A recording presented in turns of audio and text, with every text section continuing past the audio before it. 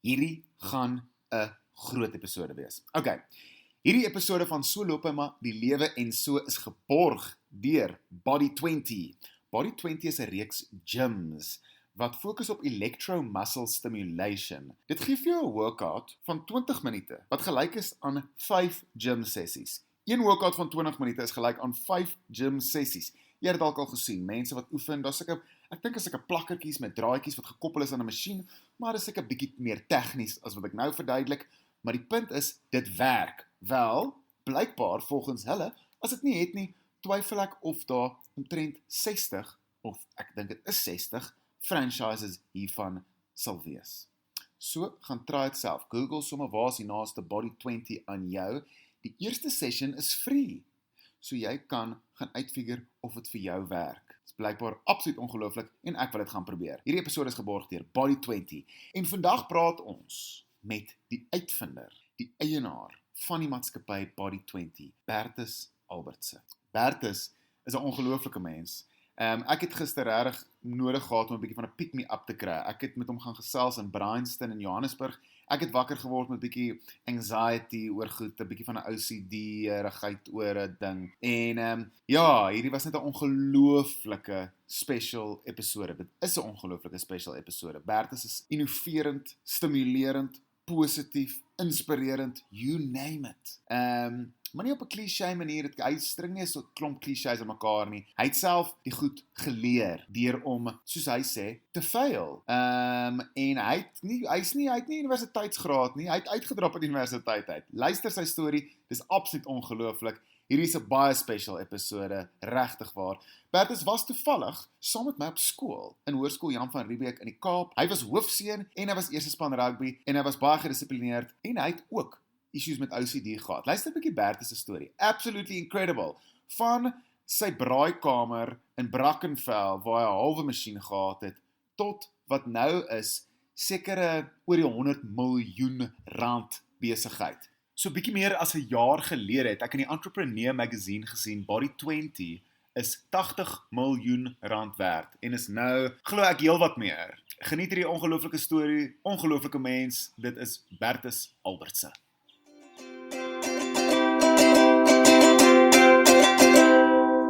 Kom ons voordat ek het so 'n bietjie gedink, ek het so 'n paar vrae wat ek baie uitkom, maar voor ons daarby kom, wil ek eers net by jou as mens sê, hoe glo jy man? Okay, jy het nou gepraat van die vegetarian diet. Ja, plant-based diet. Plant-based diet, is dit? Sê plant-based, want vegans klink amper nou extreme movement. You know, Ja. my connotatie with veganism is it's about the earth, it's about carbon emissions, it's about a lower footprint, all of that. And like meat eaters should feel I don't guilty. give it that.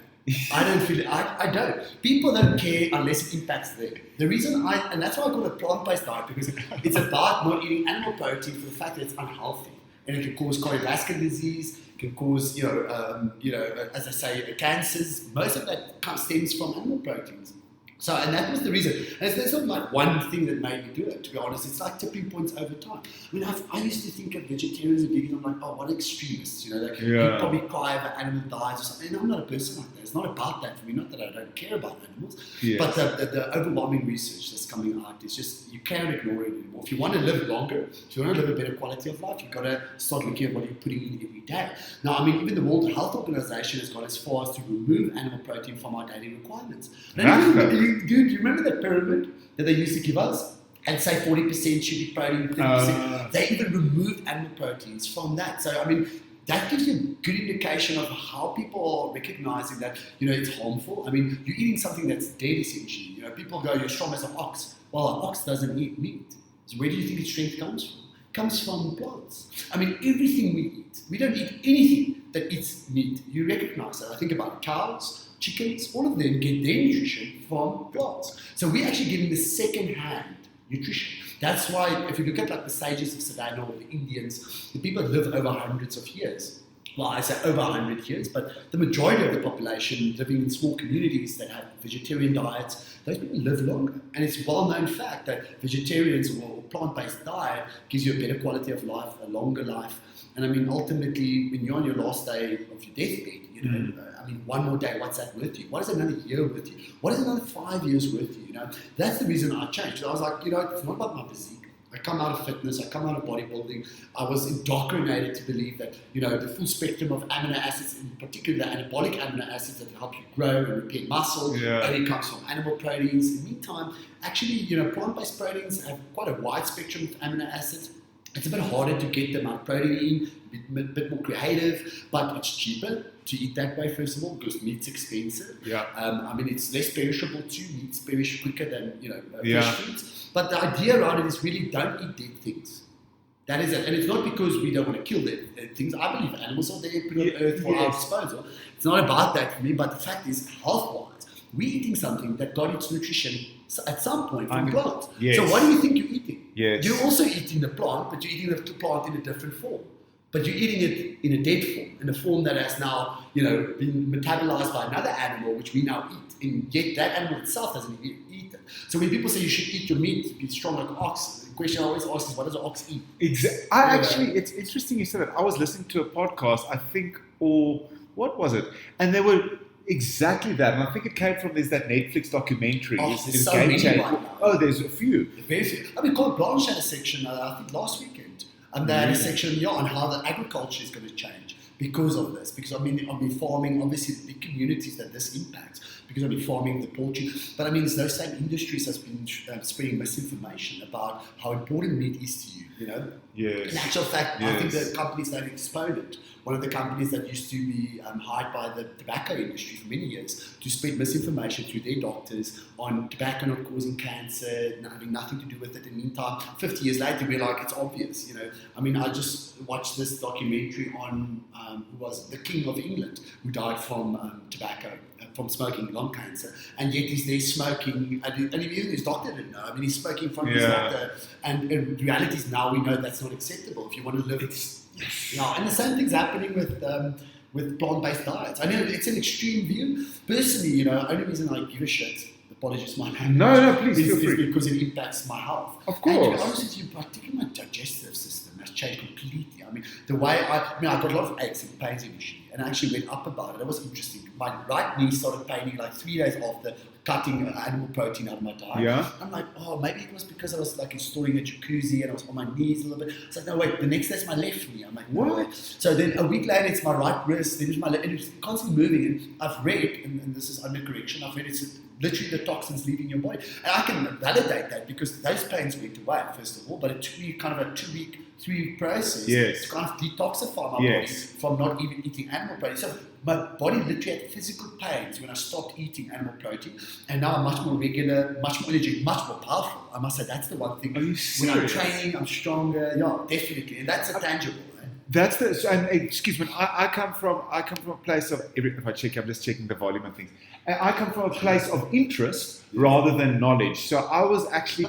I heard someone say something now recently about that Game Changers documentary, and there's a thing about en ek gaan maar Afrikaans Engels mix. That someone said, and this is just one example, I think Conor McGregor, the UFC fighter, was fighting against someone, and the other guy who follows a plant-based diet, actually apparently Conor McGregor admitted, and he said he literally ran out of gas, he ate more steak. So how long ago did you start the plant-based diet, and how are you feeling now? Because just for the listeners, I can see you in front of me, and maybe afterwards we can take a photo, but you look in phenomenal shape. I'm sure there's still muscle that you kept from all your years of training, but it doesn't seem like you've lost all your muscle mass. You look in very immaculate physique, actually. So for how long ago did you change back, and how are you feeling now? So, it's been really recent. So I might not be your best testimony. It's been a month now. Since I've swapped over, but I've been very consistent at it. What I can find is that my performance is better because I have a very regular training routine. I train with Body20. I obviously train in the gym still, as I have done for the last 15 years. So, I can't say that my physique is an extension of the way I'm eating now. No, of course only not. Time will tell that. But I am also very sensitive to my body. And what I can see is firming up in the midsection immediately. I used to hold a lot of stress and anxiety in my tummy. I don't know if you know what I mean, but if I was stressed, it's almost like my tummy is paining, not like a typical pain. It sits here. Yes. And I actually realized it comes from my diet, which then triggers some things, which makes me feel more anxious or more stressed. So I must say that I do feel that I'm doing more good for my body. And that might be obviously psychological as a big component. But coming back to your thing about Conor McGregor, that was doing the UFC, I mean, there's a lot to be said. I mean, a lot of things are being debunked too. And there's some people sitting on the far right side of the argument, far left, and somewhere in the middle. But there's definitely a debate going on. There's definitely, and I love that. I think the debate is required because we just accepted the cultural habits of our forefathers, and I mean, South Africa. Biltong, you've got your braaikamer. So difficult to get your mindset. I mean, my father has had 3 heart ladies. For what it is in English.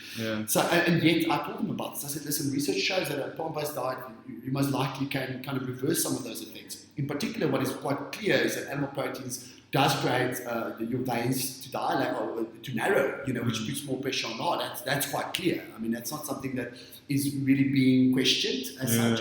And yet he doesn't. I mean, he's like on the verge of having another heart attack, stressful work, and he doesn't make. And that's the trouble that I'm having is thinking that one day I might have similar issues, and yet when it comes to that, I will be so set in ways that I can't even just look at research for what it's worth and say, well, it's clear, black and white. This is not a cultural debate. This is a factual debate.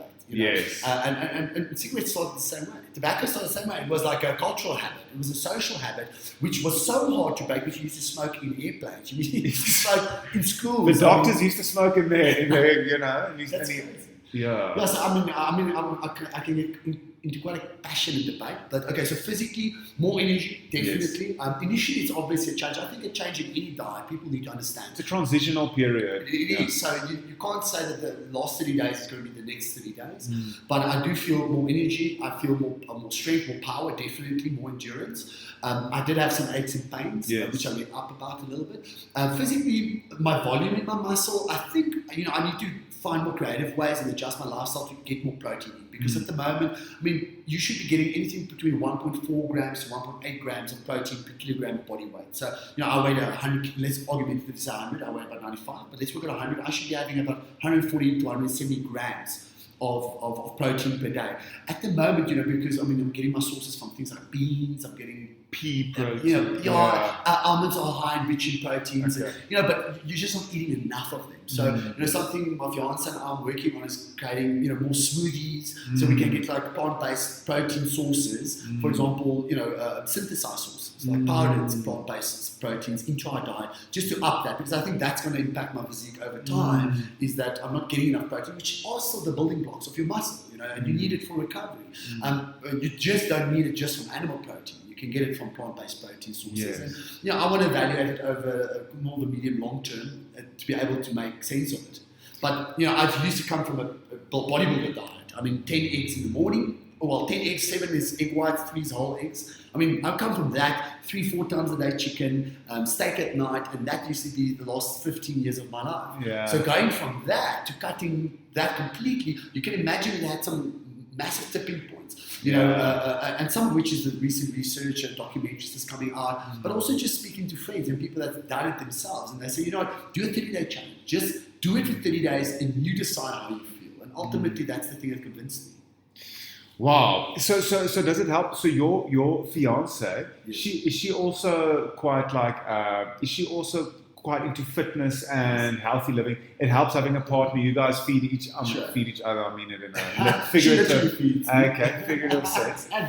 And no, really. Well, as you sit here, I can testify. You look super positive, healthy, great. I feel younger. You feel younger. You look very young. You look so fresh. You've got this exuberance. I want to be eating what you're eating. I'm gonna switch to plant-based.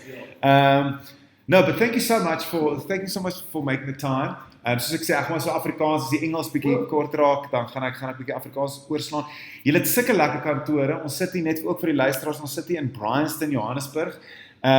So Bertus, ek gaan dit in die intro ook vooraf sê. So Bertus was saam met my op skool. Hy was by the way, as daar enigiets is wat ek sê of jy sê wat ons na harte nie meer gemaklik is, dan edit ek dit uit. Okay. So dit maak nie saak, ons kan gaan wherever. So Bertus was, so basically hierdie is dink vir my selfish reasons hoekom ek hierdie wil doen, is want ek wil by jou leer. En ek dink baie van ons kan by jou leer. uit 'n entrepreneurial oogpunt, jy weet, en maybe probably uit 'n fisiek oogpunt uit oog, en ek sal graag bietjie wil chat oor die EMS training, so 'n bietjie opgelees oor Body20, en so ek dink elke luisteraar sal vat wat hulle daaruit kry, of wat hulle wil vat. As I say, when the student's ready, the teacher appears. Exactly, the teacher is right here. So, ek is super interested van 'n menslike oogpunt, om mee te begin. So ek was saam met Bertus op skool. Bertus was hoofseun, so baie goed in rugby, baie goed dissipline in terme van die goed goeie punte gekry en so. En weer eens, as ons enige plek gaan in die podcast weer voel, let's rather cut it out, dan sê ek het later uit. Ek het so 'n bietjie gaan oplees gisteraand, net om 'n idee te kry. Natuurlik, jy weet, ken ek jou en weet van die goed wat jy al bereik het, en ek volg jou journey, dis altyd super inspiring. Regtig, man. Jy sit altyd baie positiewe goed daar buite. People pick it up, you know. So, well, I definitely do. En dis so lekker om te sien. En ek wil eintlik teruggaan na meer die begin toe, en you tell it in exactly the way you're comfortable with, want ek wil kom tot waar jy nou is, waant jy op pad is, en dan al die soort van, wil ek bietjie die snapshots en die bietjie 'n paar soort van 'n paar pivotal punte en 'n paar learnings along the way kry. Maar tot en met, want ek het jou, kom ons gaan van, ek dink vir my wat amazing was om met Maar te gechat het, is dat hy van sulke humble beginnings gekom het. Hy het op 'n stadium, en hy was oop oor, hy het gesê, hy het saam met sy ma op 'n stadium in 'n karavaan gewoon, en om te weet waar hy nou is. En ek sê nie almal moet so diep gaan, of almal moet, maar wat nogal lekker is is om met mense te kan share dat, ons almal dieselfde probleme. Almal het dieselfde dinge. Ek en jy het al gechat oor, ek het al vir gesê, ek sukkel met OCD, jy weet, anxiety tipe van goed, en almal hulle ding, en ek sien jou bijvoorbeeld op social media, en ek dink, yes, Bertus is a power machine force, it doesn't mean that you're not human, you're still a human being. So anyway, ek het jou, ons is in hoërskool, ek het jou obviously toe vir die eerste keer ontmoet, goed, jou paadjie, voor dit, en maybe, 'n klein bietjie na dit, and you can just ek bedoel, my ma was 'n speedkop geweest, so ek dink dit's my storie, my verhaal begin regtig met 'n enkel ma, regtig, met 'n enkel ma op, jy weet, ek en my suster is so 9 maande ouer as ek, en ek weet, wat ek onthou is my ma het van een huis na 'n ander huis geval, tussen my oupa, my ouma, my waar ons baie gebly het, en tussen dit, en jy weet, soms my oupa was maar alkoholist geweest, jy weet, en soms sal hy nou 'n bietjie beklei, en dan moet ons nou 'n plek vind om te bly vir 'n dag of 2, vir 'n maand, of wat ook al die geval mag wees, dit sal nou afhang, hoe lank het vir my ma en vir hom vat om weer te reconcile, maar ons het maar by my ouma hulle groot geword. En ek bedoel, by die kar gaan staan was spek. Ek dink die een ding wat ek my sitter nog oor lag is daai ruk gevoel. My ma het die ou Ford, 'n groot Ford, dis nie 'n Escort geweest, maar dan moes ek wie uit. Hulle het dan wit en daai cream klere. My oupa het nog vir daai kar gekoop, en een van die dinge wat ek baie goed onthou as 'n kind, en dit was so min of meer tot ek om my 9 of 10 was, toe my ma met my stiefpa getrou, is dat ons het baie gesaam met die kar. Ek onthou die R5 petrol wat ons gaan koop het. Dit is eintlik gevaarlik hierdie Transvaal, die val driehoek. Dit is Sasselburg gebore. My ma was 'n verkeersbeampte. Jy weet, die mense het baie respek. Dit was al die 90s, jy weet, baie respek vir 'n vrou wat 'n verkeersbeampte was. Dit was ook ongehoor vir 'n vrou eintlik in die verkeer te werk. En ek was baie bewus daarvan. Jy weet, my vriende het soms 'n bietjie gespot oor met my ma as verkeersbeampte, en weet mense ek nie eendag goeie dinge te sê oor verkeersmense nie.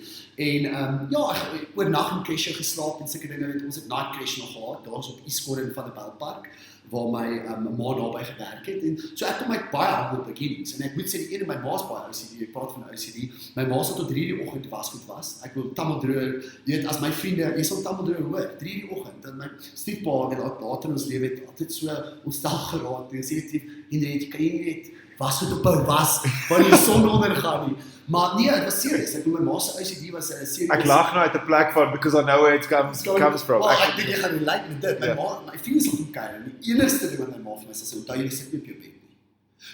Nee, ek sê, tot en met ek op hoërskool was en koshuis toe gegaan het, weet ek, my bed is nie op ding om te sit nie. Hy moet heeltyd perfek wees, kussings, en ook die banke. Die banke is vir die kussings. Die bank is nie vir julle nie. As jy op 'n kantine kussing sit, kan jy die kussing afhaal ook nie. Want die kussing is seriously. So dit was my ma het regtig, ek dink dit is 'n beheer, as jy baie beheer van ander dinge het.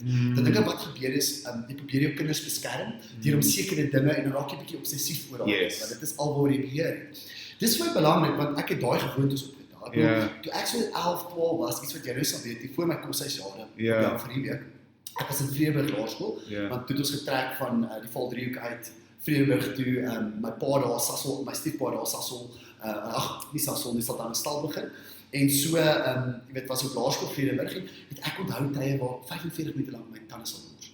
'n uur lang my gesig sal was. Serieus, Ja. ek het gedink dis nie genoeg nie.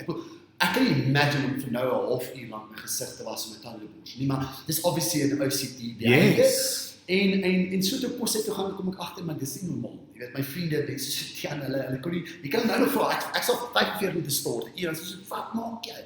Jy weet, hulle het obviously gedink, ek vang ander dinge.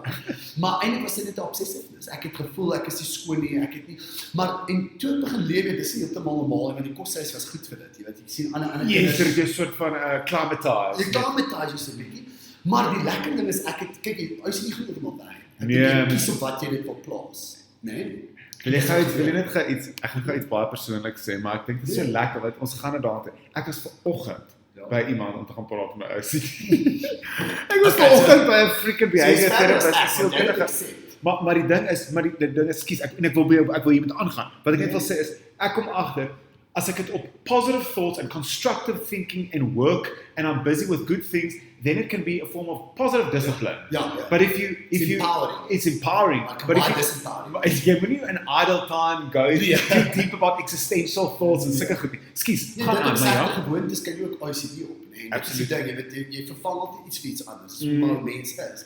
So nee, dis presies wat ek doen. Ek het daai gewoonte van, jy weet, van 'n uur stort, want ek voel nie skoon nie, ek kan nie op my bed sit in die koshuis nie. En dit was nog altyd so baie netjies, en dis wat jy miskien gesien het in my, daai dissipline. Jy het nie noodwendig die slegte kant daarvan gesien nie. Dit baie stres op jy se persoonlikheid, nee. Ek dink dis iets wat jy weet, omdat jy deur die stelle gaan. So toe ek dit verplaas met my akademie en my sport en iets wat ek kon beheer, iets wat ek kon beheer en iets wat vir my goed laat voel het. En ek het altyd gelike om uit te staan. Jy weet, en om uit te staan moet jy presteer. Jy weet, so dit was een van die dryfvere vir my. Maar ek moet sê, en toe ek self begin obsessed raak oor die effort reward van dinge. Jy weet, die feit dat hoe ouer jy raak, jy meer beheer vir jou eie lewe. Jy weet, en een van die dinge is finansiële beheer, ander ding is, jy weet, hoe ander mense jou perceive, daai tipe dinge, jy weet, en jy probeer soveel as moontlik daai dinge beheer, ek sê beheer, want vir ouers die persoon is dit eintlik die beheer, want jy probeer daai compulsion met 'n obsession balance. Jy weet, dit is die probleem. So as iets waar jy obsessie nou kry, het jy compulsion om daai obsession te balance. So, en vir my het dit, jy weet, ek het goed gedoen in die skool, jy weet, ek het geniet baie, want jy weet, skool is eintlik prestasie gebaseer, hulle award achievers. Okay, so dit is 'n goeie plek vir dit, maar binne 'n framework, jy weet, 'n framework van sport, 'n framework van skool. Maar nou skielik gaan jy buite skool en nou moet jy jou eie, kan jy kies wat se veld jy op wil speel. Presies, jy moet die frameworks kry. En dit is vir iemand wat baie OCD is, dit is 'n scary thought. So, jy weet, ek het universiteit Stellenbosch toe gegaan. En die grootste pivotal point vir my het die BSc gedoen, nie klaar gemaak, ek is 'n dropout, my derde jaar van universiteit. Soos baie, ek sien meer en meer stories van mense wat baie sukses maak as entrepreneurs, wat nie kwalifikasies het. Maar ek het die BSc in menslike lewenswetenskappe en sielkunde. Ek het dit in my biologie biologie klaar gemaak nie, maar al my ander krediete gekry. En die groot rede daarvoor is dat my sê verwagting geraak in my tweede jaar van die universiteit. So by tweede jaar het ek 'n kind gehad. So die derde jaar het ek gewerk. Gelukkig vir my eerste jaar het ek in Nielsie, is daar 'n apteek daarso, in die Nielsie, op Stellenbosch, en daar het iemand vir my gesê, jy is mos in bodybuilding en nutrition en training, en dit lyk my jy weet baie van supplements, ons wil sport supplements begin staak, want daai tyd op Stellenbosch was daar niks sport supplementation, maar dis 2008, 9, en so toe ons supplements begin staak daar in die farmacie, ek dink dis 'n Alpha Pharmacy, ek is seker of dit 'n Alpha Pharmacy is nie. Het jy daar onder in die mails, daaronder. So het jy geweet waar om supplements te kry en het begin verkoop aan hierdie plek, of het jy self, want ek het iewers gelees, het jy julle eie supplements begin maak, of hoe het jy... Op 'n later stadium, dis die ding, die eerste jaar, ek dink die belangrikste, net gou iets wat ek geleer het op hierdie punt, is dat baie mense kyk na mense se sukses en neem aan hulle het die wenformule gehad in die begin, of hulle het 'n route to market gestaan, en dit is nie, meeste van die dinge is accidental. As jy gefokus is op die dinge waarvoor jy omgee, en jy moet, jy weet, baie mense sê, mens balans het, en mense wat balans het, is mense wat baie suksesvol is, dis nie waar nie. Ek dink, mens moet baie van daai suksesmits debunk. En dit is een van die groot dinge wat ek vandag vir jou kan sê. Daar's baie mense wat ek nog steeds hoor, my vriende, mense vra my, "Hoe het jy dit? Wat van daar?" En ek is by verre nie die mees suksesvolle persoon wat jy sal ontmoet nie, maar wat ek wel geleer het is hoe om ietsie te maak van niks. En meeste van dit kom deur dinge wat per ongeluk gebeur. Circumstance, but just because it's circumstantial doesn't mean you didn't work hard for it. But everyone works hard. Everyone works hard. I don't know anyone that doesn't really work hard. Everyone wakes up, they get to work, they work hard. Some people might be more lazy than others, but it's a matter of working on the right things. That's the difference. So for me, because I was so passionate about health and fitness and nutrition, I worked for someone. That was the first time in my life that I worked for someone really is in nutrition, in that pharmacy. And then at the end of that year, I realized, the people who owns this place, they don't know any of the suppliers. And by the way, I didn't either. Until I started working for them, because then I had to start getting to know the suppliers. I had to reach out to them. I had to build relationships. It was a necessity for my job. And as I recognized that the value in this is not only the pharmacy, the value is in knowing where to get the supply, buy a low, sell high. It's as simple as that. That's how I make money. So 2 other guys are working with me. One was David, and the guy's name was Kurt. We said, how much stock do we need to do this by ourselves? So we essentially, by the end of our first year, said, let's pitch in 20,000 each. I still got a loan from my father, which I paid back, I think, 3 or 4 months later, 20,000 loan. And we started Stellenbosch Nutrition, which essentially almost closed that business, the supplement part of that business, because we were the staff, we moved, and we took the supplies with us, and we essentially stopped. And we eventually had as many as 11 nutrition shops between 2009 to 2000, and I think the last one closed between 2000. There's 1 or 2 still open, by the way, but I'm not with the brand anymore.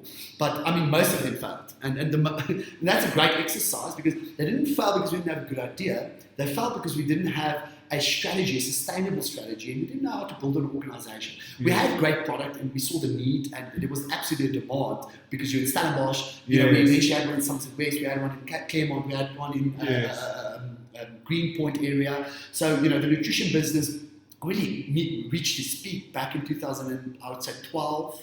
The USN really came about 2005, 6, 7. That was really growing rapidly, but then it became a very saturated market, and big box retailers like Diskin, for example, really killed small independents like ourselves. Okay. So, so I think one of the important things is I felt many times people, look at you sometimes and go, "Oh, well, you're young, you did the right things early." No, I did all the wrong things. And that's how you like make my girlfriend pregnant. That was one of the reasons I didn't finish my degrees. In retrospect, the best thing that ever happened to me, but my mom didn't speak to me for 5 years. I swear, my mom and I last year our relationship got hurt, obviously, because my mom was a young mother. She was 19 when she got my sister, 20 when she got me, divorced, single, raising 2 kids. Here, suddenly, I am 21, 22, by 23, 24, I had 2 kids, so I mean, don't have a degree. I have this small retail, business with 2 other partners that's kind of doing well. We were really more self-employed than we were business owners. Because remember, those 2 things are 2 different things. I never knew. I was so excited to be self-employed. To me, it felt like I owned a business. What is the difference? I want to come back to this whole narrative, but what is the difference between self-employed and I mean, to be honest with you, the distinction comes between someone that's self-employed really is working mostly inside of the business, and they don't work on top of the business. Working on top of your business allows you to obviously scale, first of all, to build more systems, processes, and build an organization which is worth more than just you working there. A lot of people, you end up going to their business and they don't have a sellable business. And I always recommend don't build something that you cannot sell. I'm not saying build it for the reason to sell, because you do that and typically you try and do shortcuts, your heart's not in it. But if you build it, always keep in mind that you need to consider what will create the highest value for this company. And you need to pass what they call the school bus theory. School bus theory essentially says that if the CEO, the founder, tomorrow gets hit by a school bus and he's dead, will the business survive? Okay, that is one of the core things for any organization to be valued for something. And it obviously needs to be able to succeed there. It obviously needs to be able to go, yes, it'll survive and it'll still be born. And it will grow and it can grow into something great without the owner. Now, for example, let's talk about physiotherapists, for example. That's a typical self-employed. You might have your own practice, but does that mean you have your own business? Yes, you might call that your own business because you've got multiple physios that's working within your practice and you manage them, you market the business, you focus on sales, marketing, growing the brand, or are you just rendering the service to the client, because then you're just a physiotherapist. Sure, you're not answering to someone else, but that does not make you a business owner. That makes you perhaps self-employed. The distinction is important because it's about the questions that you're asking yourself. If I asked myself earlier, but like create a distinction, you know there's a difference between owning a business and working for yourself, And you can have multiple employees. That doesn't make you a business owner, because typically that most people would define a business owner as some people work for him and he owns his own business. Yes. Well, no, the question is, if he doesn't work, does the business survive? For example, if he doesn't work, do they still make money? If he's not there, what happens then? It's that type of questions that lead you to say, well, no, there's systems, there's processes. I'm not the only person making sales. I'm not the only person rendering services, and I've got a contingency plan should I not be there anymore. And the reason why that's important, because a self-employed person cannot run multiple businesses. Yeah. For obvious reasons. So I'm in the business of scaling. Franchising is obviously ultimately trying to grow your brand. And franchising is a finance model. I think a lot of people, don't always understand franchising. I say it's a finance model because if you had all the money in the world, then you'd open them yourself. Okay, but you don't. So that's why you sell certain territories for people to represent your interest in that territory, and those people are franchisees. That's a great model, one, because they help you grow the brand and in effect finance you, because you get license fees, you get royalties. But the benefit to that is also the ownership, the localized ownership, the extreme ownership in that location, which in a service business, we're in fitness franchising. So we render personal training services, leveraging technologies, EMS technology, assessment technologies, a lot of different things. But ultimately it comes down to the operator is the biggest driver for the success of that business. We can have all the technologies in the world. We can have the greatest brand in the world. If the operator doesn't care, then his team gets affected. The team gets affected. The customer experience gets affected. So ultimately, it comes from the leadership of that organization that will make that studio or that location or that franchisee successful. It's not our formula. We do sell a recipe. Obviously, in franchising, essentially, you licensing your recipe. Say, if you do it like this, and this, then it has shown to give this result. Okay? But it's an assumption. There's still input required from the franchisee in order to make that recipe. It's like, I can give you the recipe, but I can't bake the cake for you. And obviously to bake the cake, to deliver the service effectively, that requires heart, it requires passion, it requires, all of the commitment necessary to succeed, no matter if it's a franchise or independent business or corporate company. But franchisees typically perform much better than corporate can. Because again, that is their sole focus. That is their baby. They take extreme ownership. So this brings me to a very passionate point why I love franchising as a business model so much, is because franchising empowers people to work for themselves and to own their own business. Okay? Gives them the tools, the systems, the training to do that, instead of them needing to learn to do it themselves. And they can also leverage the brand reputation, the marketing, and if you've got a decent franchise plan, then hopefully they're doing marketing, national marketing. So you've got the economy of scale, you can get to more people, you can get critical mass, all of those great things. But over and on top of that, what I love about franchising is the empowerment of it. The fact that I work with people and challenge their thinking, ask them different questions that they will be asking themselves. So it's really like coaching, it's mentoring, but it's almost a contractual obligation for me to mentor and coach the franchisees. And I say me, I've got a great team. I honestly have a great team. We've got franchise relationship managers, operational managers, and they do the bulk load of the work, and that is something that's interesting for me, because I used to think I need to be, in order to be a very good franchisor, you need to have a good corporate governance. If you don't run your organization well, then why would your franchisee respect you? And then you can't maintain your frame. And I talk about a frame because essentially the frame is the foundation of the brand. And the frame is people's perception. Essentially, people perceive you to be a bad operator. Why would they have respect for your brand? And then it will become hard to manage a franchisee if they don't have respect for you, for your goals, for your vision. They don't buy in, essentially. I hear many stories like KFC gives a house away to clients, for example. They run this competition. And I had a marketing manager that was working for me for a while. She worked for KFC Corporate. And they did this campaign where they gave a house away. It was like $1.5 million house. Do you know how many entries they got nationwide for that competition? 4 entries for giving out. You know what? The franchisees didn't buy in. They didn't buy in. The franchisees didn't promote it in their site. They didn't. So you see what I'm saying? You can have a great idea. You can have, it doesn't matter. Even the greater it is, the buying matters more than the quality.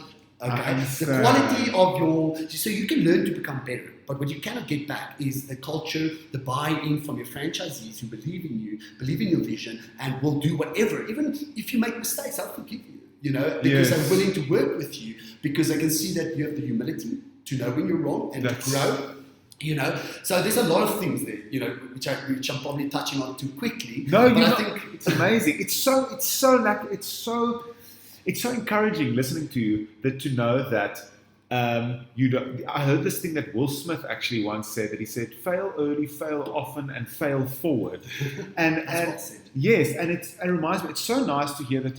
Like the things you say sounds like the things I would hear that someone says that has a Harvard finance whatever, but I can hear you've learned this from experience. Like my dad calls it the street MBA. I think actually I finished my degree and maybe get an MBA because my father has an MBA. In actual fact, my CEO for the South African franchise operations, he's got an MBA as well, Philip Hughes. And that's another point. I used to think, you need to be the smartest person in the room to succeed. Okay, honestly, that's your perception, because in school, that's the perception you have. You're smart, you succeed, there's your reward, well done. In business, it's very much the opposite. It's the person that knows, it's not how, it's who. Meaning, make sure you're not the smartest person in the room, because then you have a problem. Because then you're not in the right room. You're not in the right room, or you don't have the right people in the room. Yeah. But I'll tell you, this is a reason. And the biggest thing to overcome is your ego. That's the thing. It's your ego, because you know what? What gets you here is not going to get you there. And that's the thing. I used to think, but the reason for your success is because of your commitment, your effort, your consistency, what you know. I mean, I do have a technical background in genetics, biochemistry, physiology, so I know something about the human body. But, so that kind of built my ego a little bit, but it stopped me from asking much harder questions. And I had all yes people around me. Yes. Until I started struggling to grow. I got a lot of pushback from my franchisee, unhappy franchisees, unhappy clients, unhappy members, and it was just all over the show. Really hard to manage the business. And those were all just symptoms, and I wasn't addressing these symptoms until I took a step back and said, well, I could start addressing the cause. There's something wrong, because this is not pleasurable anymore. I'm not having fun, Yes.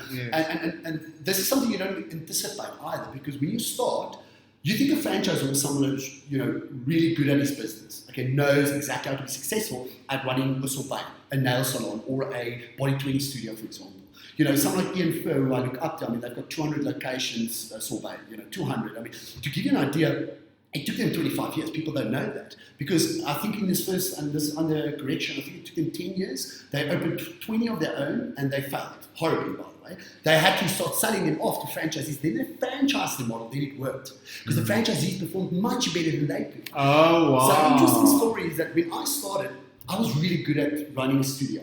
Because why? You've got the passion, you've got the people thing. But immediately when you franchise, you don't recognize, if you've not done it before, it's two different businesses. The studio and the franchise business are two separate entities. First of all, so it requires different strategy, different operational strategy, different operational teams. And immediately for you to be able to pivot or build a bridge between those two, that's the hardest part. For someone to go from running a successful company, a successful location, then wanting to franchise it. I think there's huge opportunity in that, by the way. I think there's huge opportunity there. I mentor and I coach a lot of people. Not that I know everything at all, and I've got a lot of experience to. I can see you say all this out of passion and humility at the same time, so you don't have to worry about that at all. Yes. Thank you.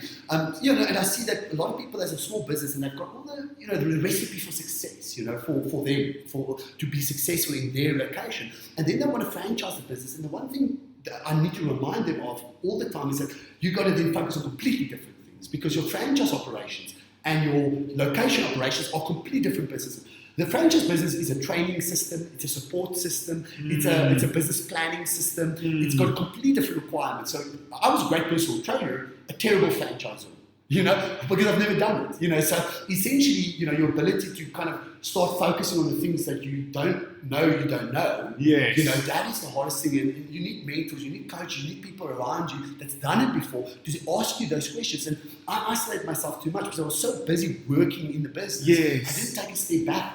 I understand now. I'm starting to understand what you're saying about the self-employed thing and the business owner as well, because it's almost like, if I understand you correctly, it's like, so the franchising sort of thing is more like a bird's eye view kind of. You need to be able to take a step out of it or on top of it Whereas when you're working inside the business, you're in it. Yes, you're in it. Yeah, and I mean, there's a lot to be said for that. I mean, you need a singular focus. The franchisees need to be worried about only their location success, or we worry about the brand success. Yes. Those goals need to be aligned. There needs to be alignment. But sometimes there is friction. You know, it's a question of the law of large numbers. The more you have, the easier it is, funny enough, to get aligned because you've got momentum, you've got critical mass, so the buying is a bit better. When you're smaller, then people's opinion way heavier. You know? So and you're young. I suppose some of your franchisees are so they're like, okay, well, you know, that's the great Bert or Bertus is a 31-year-old or whatever. I'm like 45-year-old. I've owned many more successful businesses than he. Was that ever a factor or not really? It was, but you know what? You know what the beautiful thing is, and I must commend all my franchisees, but I think it also speaks to human nature more than anything, is that people are very willing to help someone who admits that they don't know everything. 100% right. And that is something, but I sometimes come across, that's something, a weakness of mine, because I say that I felt for a long time I needed to know everything, because that's putting my best foot forward. You know, I thought people, the way to build trust between people, I thought, is that they need to see that I have the technical ability, I have the technical knowledge, you know. And in actual fact, you never, and that it comes back to the point is that you don't actually know what the reason is that you're successful in the first place. That is the hardest thing, is actually figuring out why was I successful in the first place. It sounds silly because you're like, of course you know, because you did it. No. Most people that's really become successful, I had to stop for a moment and go, you know what actually got me here? Because, you know, I used to think it's this, and this, but as you learn, you realize, wow, that was flawed. That didn't work. I made more mistakes than I did something right. Then what is it that really got me there? What is that one thing? Yes. So it's about creating distinctions, you know, in what you're doing, what works for you, what doesn't. And it's not about, you know, a lot of people create to-do lists. Right? And in my business, you're very busy. I've got over 60 franchisees, okay? And they international franchises, some in the States. I want to ask you about that as well, yeah. So, you know, it's you've got people all over the spectrum, you know, and you've got limited physical contact with them in engagement. And that's very important if you want to build a good culture. Is people need to be able to meet with you, greet with you, spend time with you so that, you know, they can grow your values forward. But essentially, because you've got so much to do, you can get stuck in all these to-do things, which you think is important for your success, and they're not at all. In actual fact, what I've learned is to shorten that list. I take a list of 10 things, and I look for the one most important thing today, and that's the one I'll do first. Instead of trying to get through the list, I go and seek the highest value proposition today. What is the thing that really makes, and that's usually the toughest thing. They don't also scream as loudly as the other things do. Yes. You know? Sometimes you prioritize the things that's very loud. Yes. For example, an angry customer, an angry franchisee, but that might just be a symptom, and you should be spending more time on addressing the cause. You know, so and it's what I love about franchising is it's really schooling. It's ongoing schooling because I had the opportunity last. You know, we launched the franchise in 2014. I started my first studio in 2013. So in Brackenfell, Cape Town, eh? Brackenfell, in the braaikamer. You know, my own braaikamer. That is amazing. I used to pull my bike. I used to have my bike parked in my bar room. Yeah. I used to pull it out when clients come because there was no space. So, but then one of my clients. And you had one machine, eh? One machine. Yeah. I actually did not. I had half for one. A friend loaned me the money for the other half. They weren't selling them in halves, by the way. So I took a 90 grand. Actually, one of the friends that was at the expo with me saw the technology from the manufacturer. He said to me, Bert, you must try this thing. It's amazing. So I tried it. I was like, what? This is amazing. It's the future of fitness. I mean, I'm a professional trainer, and this quality of the workout, I can imagine how everyone can train like this. Yes. And that was like the light bulb moment. But I mean, it cost me, I think it was about 180 to 220. Give or take for the equipment, and I had half of that, and he loaned me half, and I think I paid him back about 11 months later. But nevertheless, that setup I used in my bar room. Didn't know I want to franchise. I didn't know anything. All I knew is I was passionate about this thing, and I want to let people try it. I didn't charge anyone. At that time, I was training people free because it was just really the passion for getting the response. You know, it's like doing it because you just want to be like, hey, what do you think? Is it cool, right? And then one of them said, you know, this is so great, but like I've got this office down the road. It's empty at the moment, and I still remember it cost me $3,000 a month. But he said, you know, go check it out. Maybe you can use it because he saw me training in my bar. Yes. You know, and so I go check it. That same weekend I moved in there. Boom. Like, and there's a lot of things that I can recommend throughout my journey, which I can reference for people to use in their journey. Yes. You don't need to know anything. Okay.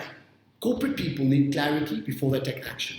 It's the exact opposite for entrepreneurs. Clarity only comes from taking action. Okay, you need to jump forward, leap forward, make huge mistakes, because that is where you learn the most. And that's the reality. It's like, I didn't know the formula for franchising. I didn't know the formula for marketing, for sales. And none of that. I didn't have any business course until today. I've not attended, I attend a lot of franchise expos and events and talks now. But a formal education in business, I don't have. I don't have that. But I do my own financial planning now. And that I've learned from my franchisees. You asked me earlier, but you had the humility to learn. I do. I think so, but it's also something that in some things I do, in some things I don't. I sometimes want to say that because I need to remind myself that humility is not a definite. It is something you need to work on. Because as I speak here to you now, I sound very sure. No, but I need to have the ability to be able to say, okay, well, I'm not creating what they call truthiness. I saw that was the most popular Googled word in 2000. Truthiness. Yeah, truthiness is like these false truths. Partial truths, some of them accidental, some of them and then people assume them to be true. Yes. And you kind of base your belief system off of falsehood, and that's incredibly dangerous. Same, I said to you earlier, truthiness, for example. I thought I was successful because I'm very good in health and fitness, I understand physiology, biochemistry, genetics. I understand that a little bit better than most average people because I've got some technical knowledge. Plus, I've done it actually. I did the application, I did the bodybuilding thing. I've lived it a little bit, and I thought, that's the reason I'm successful. Meantime, back at the ranch, now that I'm in franchising, I'm like, wow. But if you did not, and you thought that's your strength, that's where you should be focused, you would have actually put Mississippi massively. But you would have hit people's egos all the time, stubborn. It would be like, no, but this is my way of thinking. No, but this. But can I quickly interject quickly? Absolutely. I just want to wear a bit of almost like a bit of love, a bit of goodness your way, and say that the way you come across. I just want to say, from a humility is also perceived. Yes. And you are very the things you are confident about. People. There's a truthiness and then there's truth. You can. When someone's honest, it's a gut feel. Sure. I can feel when someone looks me in the eye and they're honest, and one can see when speaking to you, it comes from a place of honesty and belief. Yes. There's no ego. You don't speak of ego, and that's the thing. It's taken time, though. I can imagine, and well, even in my journey, in my life, like that, I've had some successes, some this way, that way. At school, I wasn't a hard worker at all, but I had something deep inside that wanted to come out, and that was also what is that thing? A drive? Thing? Is it a drive? It's a belief. It's a something. So when I speak now, I speak with conviction, and when you speak with conviction. But none of it. I don't take any of it as ego. It comes from a place from positive belief, truth, encouragement, passion, and all that. But I can see if I showed you something, now that I'm speaking, you're taking it in because all the humility is there. And I believe that's why also the franchisees all buy in, because they can see the passion. But you allow them to share in that passion. Sure. You allow me now to share in your excitement. So what you're saying, the authenticity, the humility actually break down fences and barriers. 100%. People feel that they're not in the inside circle, it can't influence your thinking. And that's so important. They're part of it.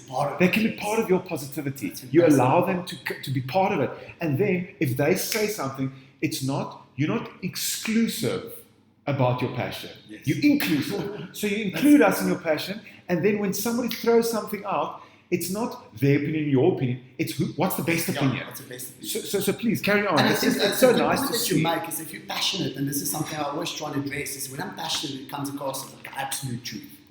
Because you're so excited about it. And that's what I mean by people that don't know you always might think that you're not agile, you're not flexible because you're so passionate.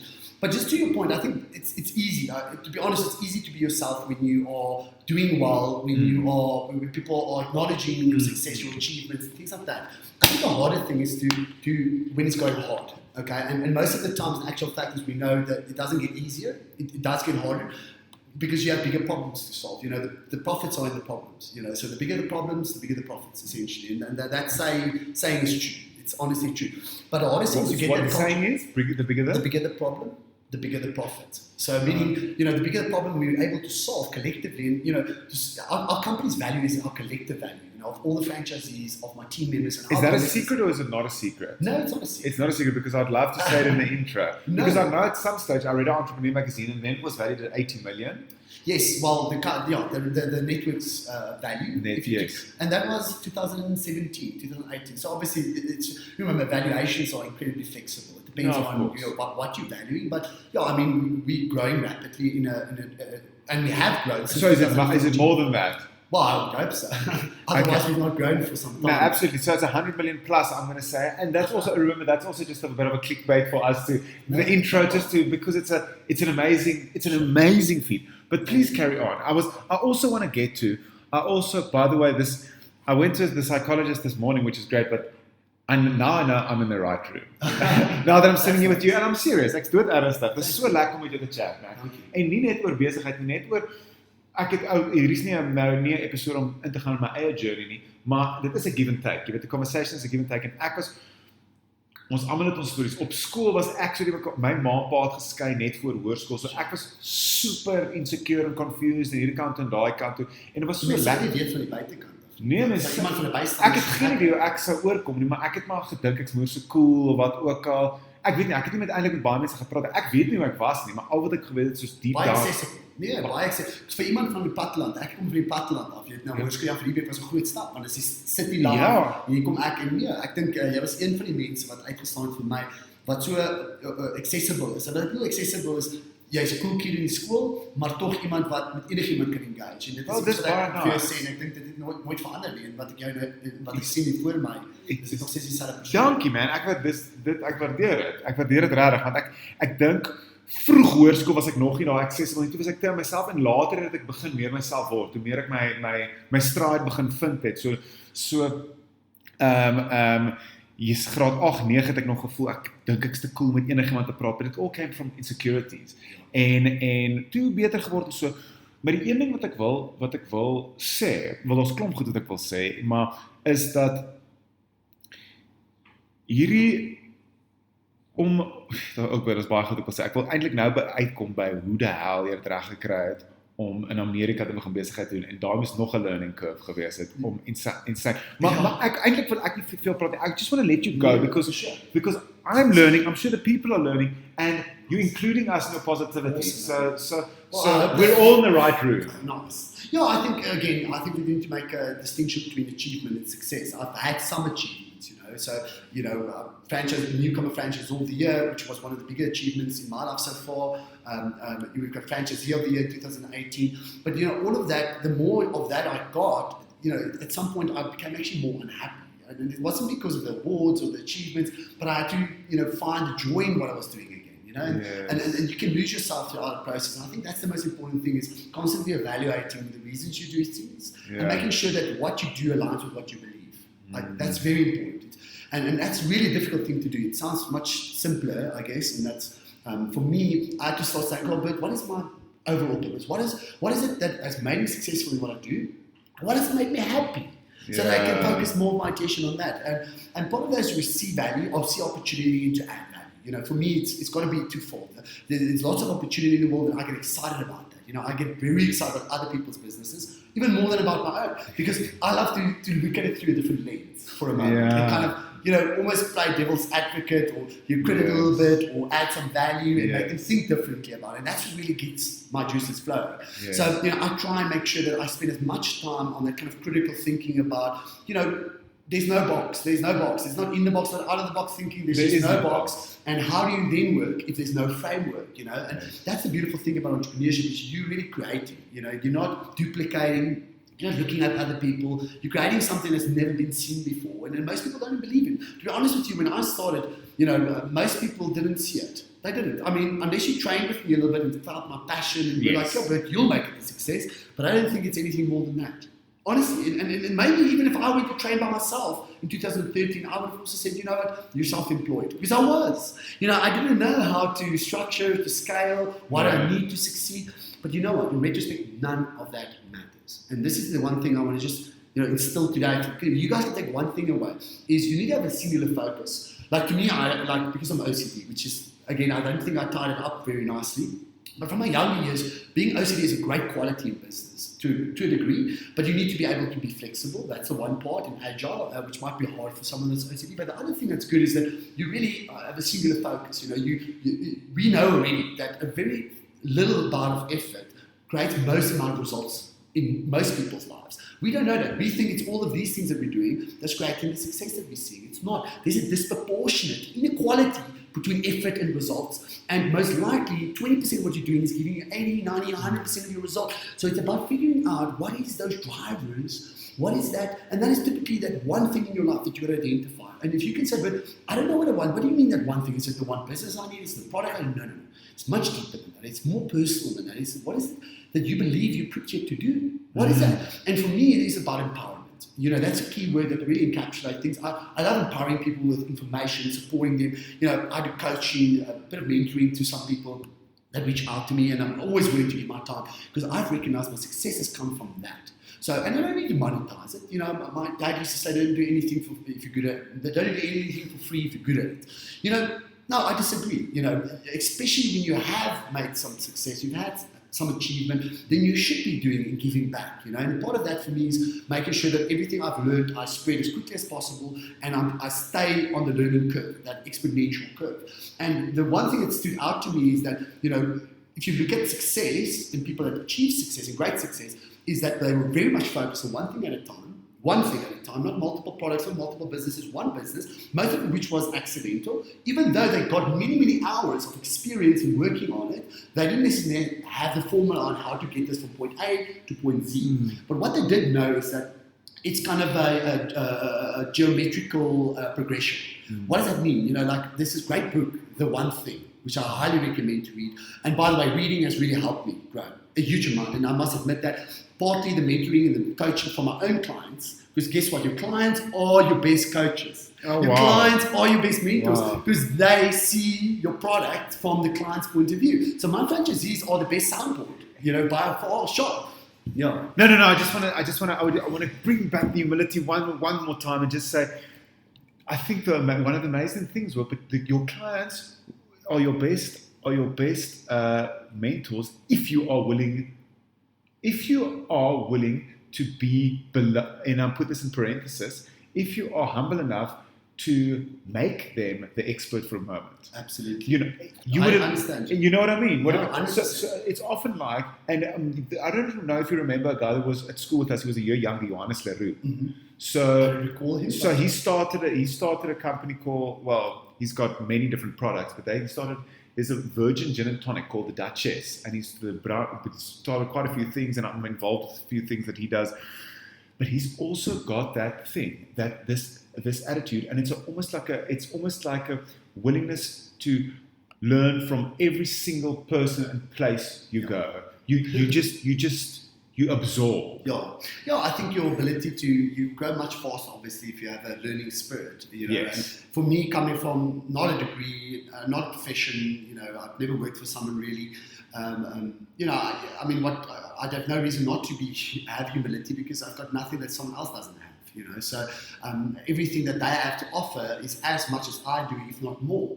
Especially because we're all selfish, and the reason I listen is because selfishly I want to improve. Yes. Selfishly I want to please everyone. So I think that's more of a selfish thing than a kind of a humility thing. I understand to a sense, but I think. But it's not stubborn.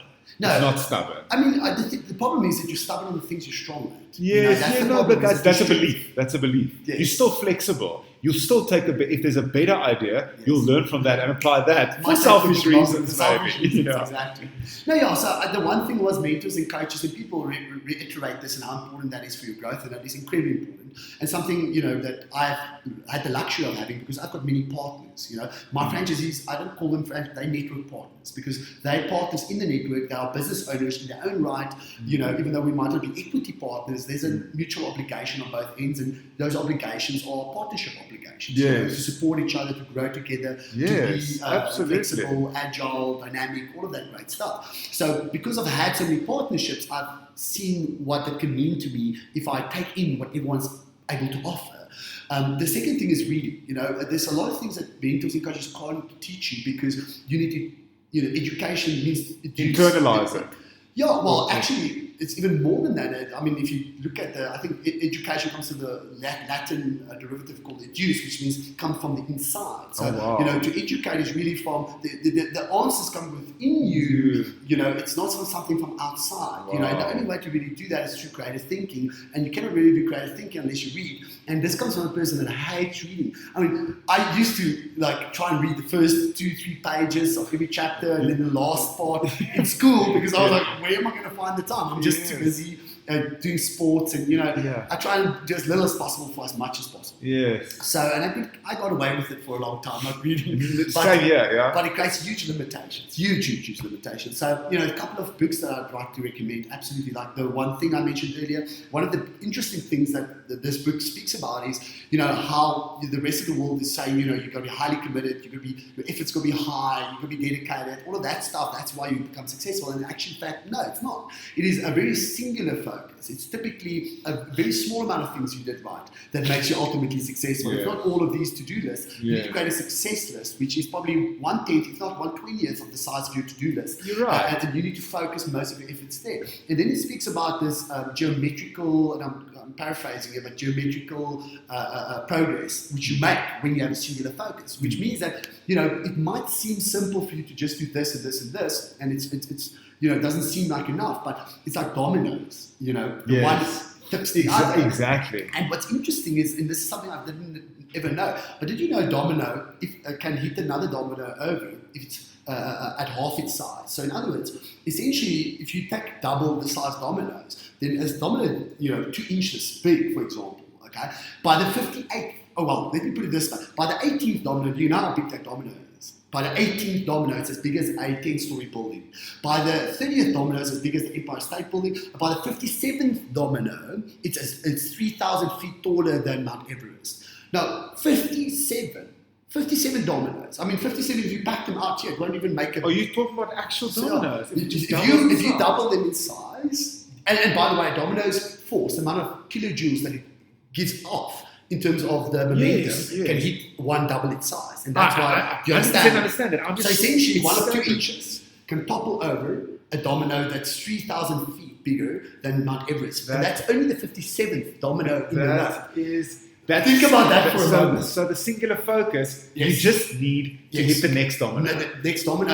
And the thing is, it's like compounded interest. It's like eighth wonder of the world. This podcast is never going to be long enough. You should...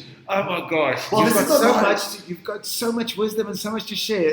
I'm in the right room. Well, I mean, just to finish, what I love about that story for me is that most people underestimate or overestimate, first of all, what they can achieve in a year, overestimate, and they underestimate what they can achieve in 10. And that's ultimately what I'm talking about here with the dominoes. Is that you need to, as much as you want to achieve things quickly, you need to know that you need the 10,000 hours of greatness. You need to put the time. I'm sitting here as a serial entrepreneur. More businesses fail than work. It's taken me. I started my second year of university, so I was 20. I'm 31 now. 11 years. 11 years of lots of failure. I've done one thing right, and that is very recently recognized that I don't need to be the smartest person in the room. I need more smartest people, and that's another book I recommend. Who, not how. Okay, very important. Another reading list of mine because I love recommending books, because to be honest, that's where most of my growth comes from. So I need to awaken the giant within from Tony Robbins, amazing. Outliers from Malcolm Gladwell, tipping points from Malcolm Gladwell. No, I saw on a list you recommend, and you Rich Dad, Poor Dad. I also see that. Absolutely. I think for financial literacy is important, and you don't need a degree for that. That's the beautiful thing, man. You don't need to. You don't need a degree. You don't need any. Yeah. I mean, at school when we did accounting, for example, it didn't have the operational understanding. I didn't have the practical understanding of the implementation. It didn't make sense. It's just theory, and because it's theory, you don't connect with it. Not at all. And now that I understand cash flow and balance sheets and profit and loss statements, I understand what a powerful tool it is, what a matrix it creates, and for you to understand what you've done and to project forward and to create a growth plan, etc. There's so much value from starting to challenge yourself on things that you're not typically doing. And these are things maybe in 10 years' time I'll be able to talk along with lots of this financial literacy. So lots of these things, has come with reading, but I'm talking about like this specific like being able to do financial projections. I don't even know what I'm saying right now, but I mean like. Did that come with learning from people around you? Absolutely. And asking them and telling them, being honest and saying like, listen, you can see this. I've got the passion and drive, but I've got no idea how to do this Excel sheet. That was exactly. Well, it's actually exactly that. So a potential franchisee comes and says, okay, listen, I can see you love what you do. You've got a great brand and I love your product, your service, and this sounds great and all, but show me your business plan. How does that look? What do you mean? Like business plan? They're like, you don't have a business plan? I thought that's what you sell. You sell a business plan. I'm like, I thought I'm selling EMS training. I thought I'm selling. Do you see what I said earlier? You associate. I'm so glad to see you didn't know everything. No, I didn't know most of these things. To be honest with you, these things happen, and that's why I said that geometrical progression. Because I was focused on the right things at the right time. You hit the right domino. It's the next one. And he was the next domino to help you over. Exactly. So how does a business plan look now in retrospect? How do you do it? To be honest with you, I think the old days, and well, it could be different for different people, I'm sure. But if you go to school, they'll probably give you a template of this is how it should look, and you can download that from the internet. That doesn't mean it's got any value. A business plan should support your decision making. It doesn't make the decisions for you. Yes. Okay, so a lot of people build a business plan that's completely dissociated with the actual reality. So what we try and do, or I try and do, because I'm so closely involved with it, people used to say to me, oh, well, outsource it. You don't need to be expert on a business plan. I was like, no, but I mean, how can someone else know more about my business to build something? I mean, surely that won't work. Yeah. So over time, I've worked with people at PhD in economics, does this for life, and they look at my business plan or my financial plan and go like, well, this is impressive, because there's things in there that only I could understand. Things that affect something else that only I could understand. But speaking about a business plan, I mean, typically you've got an executive summary, you've got a competitor analysis, you've got a financial plan. Is it like a 20? Is it like a 100 page? Is it a PowerPoint presentation or is it a 1,000 document Word document? It depends on what will add most value. And so it doesn't historically, it doesn't matter. A business plan can be a one-pager, and if you understand it and it adds value, then it's worth more than 100 pages. That's the point. This bureaucracy of the corporate mindset, it doesn't work. In entrepreneurship, if it doesn't add value, throw it out. If the process makes it redundant, makes it difficult, makes it painful, then don't do it. If my franchisee cannot understand it, and most of them aren't multiple business owners, some are mechanics, some were attorneys, some were school teachers. I mean, if they can't read the business plan, what value does it add? Exactly. So it's about, for us at the moment, the biggest part of the business planning is the financial plan. So you need to understand the budget of the business. You need to understand the forecast, do a bit of a cash flow projection, because when you start a business, typically business owners, want to figure out what does it cost me to open this business. That's what people want to figure out. Okay, so I need branding, I need equipment, I need all of these stuff that I can open my doors. Okay, I need lease, all of that stuff. But that's not the trick. That's the easy part. The trick really is, how do I fuel this business? Okay, so for example, if this business, it opens, and let's call that Joburg as a destination, and its profitability is Cape Town. Okay, and let's call it a car, figuratively speaking. And a business is a vehicle. Okay, a vehicle with profit. Okay, so most people are like, oh, what engine do I need? What tires do I need? What color does the car need to be? No, you should try to figure out what speed you're going to drive, how much fuel you're going to need, where you're going to make pit stops, because guess what? The road from Joburg to Cape Town is not straight, first of all. And the reason for that, and that's really operational analysis, is making sure you look at your expenditures against your forecasts. Your forecast might be, I'm assuming I'm going to make these amount of sales. And if I make these sales, obviously you're not making profit in your first month. And, as someone who comes from unschooled in business, I used to imagine good businesses just start making money. That's how it works. They start making profit. And it doesn't work like that. No, it doesn't. A good business, a successful business, builds a roadmap and says, I'm losing money now, but I anticipated it. That's why I've got X amount of fuel in my car to get me to the destination until my car can start creating its own fuel. So that was a really a pivotal shift in my understanding, at least in business, is that I need to start asking harder questions about what is my expectations? What am I projecting here? Is it a reasonable projection? Is it conservative? Is it aggressive? Because keep in mind, making aggressive assumptions, you're very optimistic, you will run out of fuel. And guess what? Investors don't want you to. Guys, if you own a small business, you want investment, you want to go to the bank, do not make aggressive assumptions. The worst thing people can do is come to me and say, Bert, I want you to invest. And then they tell me, this is the amount of clients I'm going to have. I'm going to say, okay, well, support that assumption for me. How many do you have now? No, I've not launched it yet. Well, geez, like I just don't.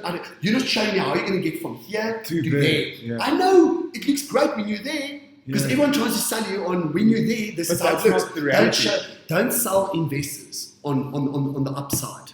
Show them how to manage the downside, and the upside will take care of itself. Wow. Okay. So essentially, it's important for us to make sure to take a conservative approach in your assumptions and an aggressive approach on your budget. You rather assume you're going to spend more. Your car's going to be less fuel efficient. It's going to burn more fuel, than say, oh, my car's going to travel 30 kilometers per litre. Meaning, guess what? You might run out of fuel just because you thought your car, have you tested your car to make sure that the car's actually burning that amount of fuel? Because what if it's more expensive? So that's the one question, So people run out of money and then they go stand in Bloemfontein, which means their business is in trouble, and then they start making bad decisions, like trying to sell it on the road. People see the car standing, it's like, why would I buy a car that's standing on the road? Instead, if they were looking forward all the time, looking at their plan and how is my actuals, my current performance, compare to what I planned.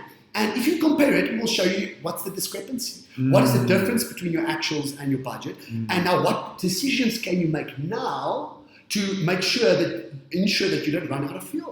Because remember, while you still have fuel, you can still make decisions. Yeah. You can still make changes. You can either, try and lighten the load in the car, make it more economic, which is not what I'd recommend, because that's like people trying to cut on expenses when they're struggling. Instead, you should be figuring out how to get more clients. And that typically requires you to take a bit more of a risk now, spending more money on marketing, taking more dynamic approaches to marketing, and instead of slowing down, which is the typical thing you'll do. But you won't be in a decision, and you won't be encouraged to make that decision unless you have a plan, a roadmap to compare your performance now against what you expected. Yes. And that is why a business plan becomes important, because it supports that decision making throughout the process.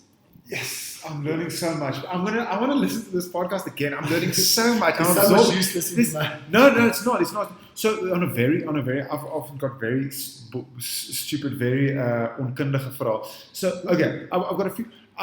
I've literally got a list of 13 questions. I'm not going to get to any of them because it doesn't matter. So sorry. No. Do you know what? No. Do you know why? Because the learning is here. Yes. I realized when I sat here. I realized now in retrospect, these 13 was my to-do list. And now speaking to you and connecting with you is the one important thing. Do you know what I mean? Yes. I realized now that I'm speaking to you, because now thing. the truth is coming out. Nice. This would have been all theory. Nice. Bertus, tell me about blah, blah, blah, tell me about blah, blah, yes. And then I've got lots of questions. They also could add value, but this is all technical, the technical. So, okay, things that are really interesting. Okay, but so just as for my very at this stage business illiterate mind. So in those, gaan sit jy by 'n compute of daai business models. I mean, is it a wording? Is it a PowerPoint? Is it an Excel thing? Yeah, you know what gebruik jy? You know what? I mean, a business plan typically could be done on Word or whatever, but most of the financial planning is done on Excel. But that's not where the value lies. I used to think having a very solid business plan for my franchisees will make them successful. So this brings me to, I'm so happy you've got such great insights in asking this question, because just being able to build a great business plan and a value-adding business plan doesn't mean it will add value unless someone actually uses it. And you create a framework and an expectation and set the right expectation to say, well, how do we get you engaged with this? It's one thing for me to have the right information. It's another thing what are you going to value. And that comes down to how do you do it. And this only came about recently. I used to do this extensive business plan, financial plans for my franchisees, and they assume this to be, the alpha and the omega. Okay, this is like all I need. I have a budget now. I've got a forecast. I understand what I need to do. Yeah. But because they weren't involved, intellectually challenged with seeing that, guys, this is a lot of assumptions, okay? Your budget, I don't know that you've got to find a staff member to pay exactly that salary. That will depend on its qualifications. There's lots of variables. The rent is an assumption. I've got 60 leases in my network, so I've got a good idea what's an affordable lease, what's low, what's high, but I don't know exactly what your lease is going to be. Yeah. So it's actually for you to go and to work on it together with me, engage with me, so that you can see what are the variables and how does that variables impact the investment requirement, impact your cash flow, etc. So that was the hard part. It's really, the hard part is not doing the business plan. The hard part is not knowing how to, anyone can learn. And I want to encourage you, there's nothing you don't know that you cannot learn. And that I know people say that. I experienced that because you taught me this now 5 years ago. I said, well, listen, it sounds like I need to go for a course on this. No, you need to be interested, you need to be passionate, you need to want to solve the problem, and you will solve it. But ultimately, what I've done is built it within a training program. So we've got what we call an onboarding program. And it's something I would highly recommend to any business, particularly South African businesses lack this. In America, the States is a very competitive space. So they've got a very robust way of how to onboard a new client into their way of doing things. And the reason why is that you want your client to do things the way you want to. No. You want the most results. And to get the most results, you need buy-in, you need understanding, you need training for your client, because people typically think it's a buy and sell relationship, meaning you buy something, I give you something. Okay, there's no requirement from your side. But we know today that that's where most friction happens. Most friction happens between client and service provider or product because there's a wrong expectation. Okay, meaning I expected something that I didn't get. Or during the process, I didn't really know how to do it that way to get the best result out of it as a client. Yes, to get the most value out of your product as a client, it depends on how you use it. Okay, so that's why our onboarding program is something that's quite new in my network. It's taken me a hell of a long time to get here. In retrospect, I wish there was someone like me who said, but your franchise training can't happen in a week. It's too much. It's like trying to eat an elephant in a day. We already know, as the saying goes, eat it bit by bit. So our onboarding program starts very early. The moment our franchisee comes into our franchise leads in our sales process and essentially says, I'm interested in the franchise, our education program starts. We don't start educating people once they've signed up, because guess what? By the time they've signed the contract, they might already have the wrong expectations. And then for the rest of this relationship, it's going to fix it.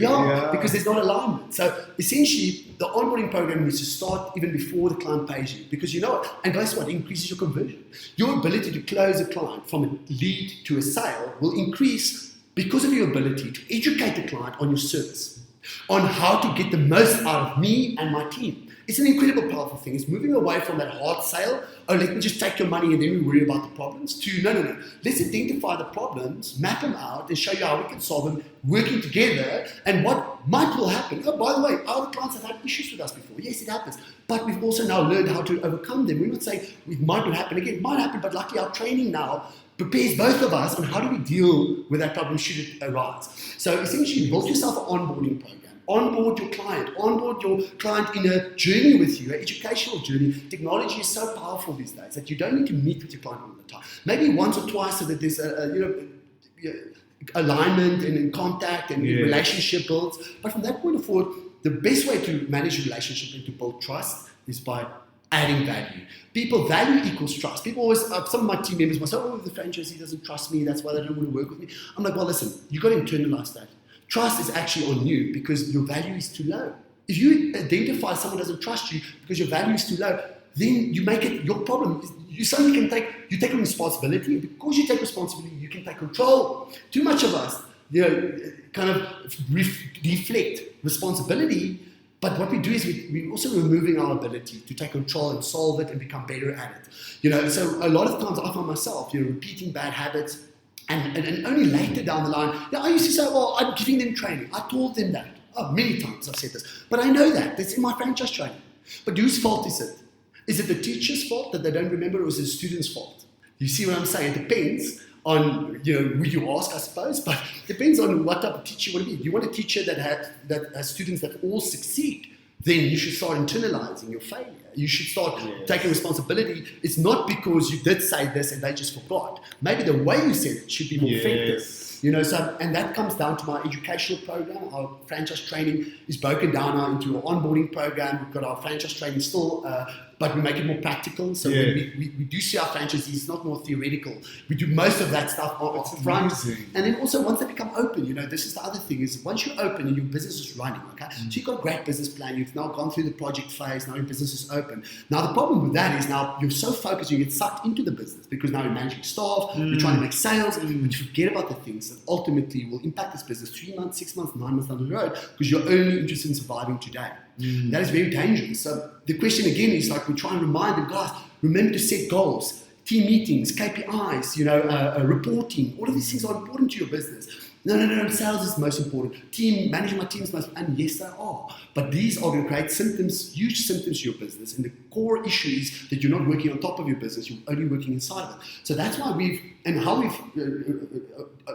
how we're addressing that issue is with what we call a biz fit.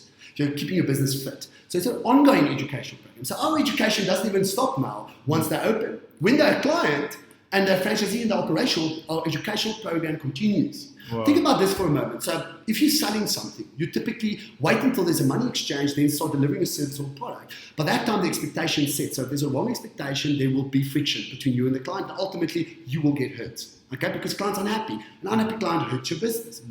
But imagine the training before you take their money so that they know more about your service. They can make a more a calculated decision and make sure this is actually what they want. Because if it is what they want, it's good for you, it's good for them. If it's not, it's also good for you. Do not sell something to someone that's not right for them. Yes. You know? So, but then once they become operational or they are your client, don't stop there.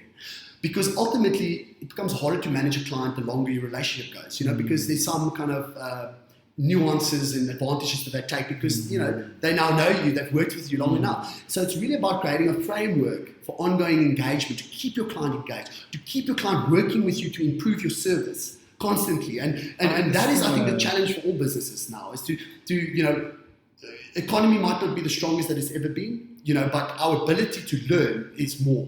Let me tell you this, the problems in the US, they don't face the same problems we have.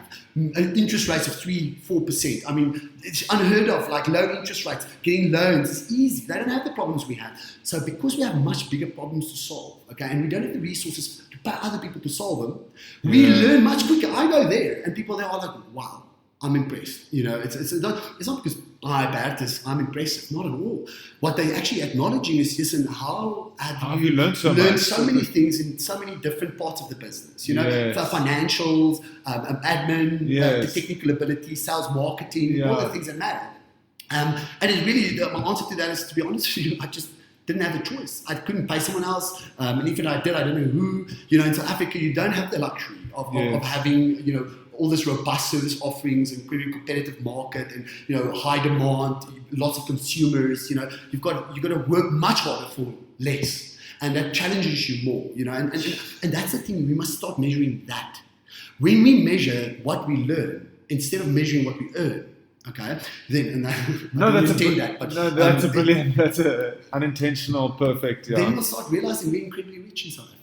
We're incredibly rich because what we can take from here and apply elsewhere. Of course, you need a strategy to enter other markets. And you asked me that question earlier: is how do I go to the US? Guess what? It's called a grassroots approach. Did exactly what I did here. I knew that if I don't go to the US and open my own location, no one else will. I can't wait around here until someone believes in me, sees my success here, and hopefully buys a franchise in the USA. I said, no, wait, what is my business? My business is equipment. It's a building. It's a space which I lease. It's branding. It's furniture and some cash flow. That's it. Okay, so how much do I need? Let me build a financial plan. Let me build a budget so I can see how can I afford it. So, you know, I went to the US in 2015. Literally, people think I did this whole market research. No, my market research is pack my device in my bag, packing my product in my bag. I flew with it, you know. You can fit it in a bag. Yeah, it's quite mobile, like most people's products. Your service, I mean, anything you can pack in a bag and fly with you. And I just went there and gave it to me. I was training people, my Uber drivers, my people that are staying in an Airbnb. By the way, the person I stayed in the Airbnb, her boyfriend actually became one of my partners, just how things work, because I was training straight. You'd imagine I went to the top trainers there, I went to the biggest brands there and kind of did my market research. So they no, I took my product and I went to the consumer and said, what do you think? Would you be prepared to pay? Like literally train? No, I train them. I like meet them driving my Uber. I'm like, listen, do you want to quickly try something crazy? Like, I've got this suit that you're going to put on. We're going to do some exercise. It'll take like 10 minutes. Do you have 10 minutes? No one said no. I must say, that's the one thing about the Americans is they're always interested in. They're like, oh, cool. Very. And breathe. They used to sit there for an hour afterwards, just blown away. They're like, I said, how aren't you? But that was crazy. How could I do so much training in such a short period of time? I'm already sore. I'm already feeling it. So and then where did you go? Like, were you like, okay, so where do I get a building? Where do I get a space? Where do you go from there? I was hoping I'm going to convince someone who I'm training to invest and open their own studio. That was my dream. Yes. That didn't happen. So I flew back. Well, I was there for 2 weeks, a week in Miami and a week in LA. And I flew back, and a year later, December 2016, I'm sitting at my house. I was on holiday, and one of the guys, is the boyfriend of the girl that I was staying at the Airbnb, Mike is his name. He calls me up. He's like, listen, I've got this business opportunity. I think you should invest in it. He pitches me because marijuana became legalized in Colorado or whatever. Yeah. So he's like, listen, there's a supplier. He's selling and his distribution, and I need $1 million, whatever. I'm like, well, listen, first of all, I don't have the money. Second of all, I mean, there's a lot of other people doing that, right? Because it's now a new market, this marijuana sales thing. Why don't you rather come with me? Really? It's like, so for a moment, and what I didn't know is that then his deal fell flat. Okay, so he actually came back to me and said, but okay, about that, because he's tried it, luckily when he was He's like, about that thing, maybe we should try it out. Next day, I'm on a Skype call with him. No, I didn't have this grand scheme. I was a Skype call. He brings another partner of his in who he knew owned 3 gyms, okay? And this guy knows a bit about the gym industry in the United States. And his name's Chris Pena. And, we had a Skype discussion. Chris, to his... to his credit, never met me, just heard my pitch over Skype. Yes. It's like, listen, we should do this. If what you're telling me is true, I mean, you had no way of knowing that this is so effective and people love it, then I definitely want to be interested in pursuing this. So I think maybe a month or two later, I fly over, just meet him and Mike again. We kind of just go, okay, where? Let's start looking at locations. And that was February 2017, we signed a lease. We were open November after. So they helped you with all this administrative, like getting space. Yes, because I didn't have and they've got the social security, all the stuff that you need there. Exactly. You need to know what it is that you need. Who, not how. Exactly. Who, not how. And to be honest with you, it's not that they were multiple business owners, successful people. No, not at all. Most of the Americans, once my network grew, it's like, why don't you partner? Like, we don't understand. Why are they your partners? Because to be honest with you, like, they've not done this before. I was like, well, let's be honest with you, they're the only people who believed. They're the only people, it was it's the next thing in front of me. That's the thing you need to be worried about. But the only thing I was worried about is not growing my franchise brand in the US. I was worried about just opening my own location so that I can show other people how great this is and hopefully they buy in. It's so inspiring. It's almost like, because the seed you plant is a truthful one. It's one of belief. And then somebody just needs to pick that up. But it's so interesting. I just want to come back to something that you said earlier. It's almost like that you were talking about the franchisees. Is that the right word? That's correct. Instead of, and I know I'm going to not keep you for more longer than 10 minutes more because it's so lacquer. But I know you've got also other things to do. So it's so interesting. I just wanted to mention something that it's almost ironic, that thing about like people think like taking power means having power, but it's almost like if you want something to grow, like with your franchisees, it's almost like the way they respect you and you like earn their respect and to work together is almost like giving them the ownership and the power. Yeah. If you equip them with it and say, no, but you make it your own. Like, yes, there's guidelines. Yes, there are this, that, but make it your own. How do you want to do this? How do you see this? Yes. Then they want to come back to you and say, what do you think?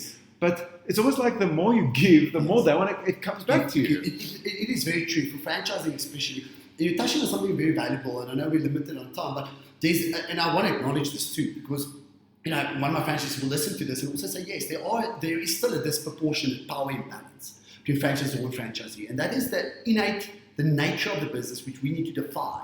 We need to defy the fact that this is the Bible, this is the rule book, and this is the way you do it. And this is the only way to do it. Because the moment you do that, your buy-in goes down, your passion for the franchisee, you take away from that. So at times you have to, because you need to protect the brand.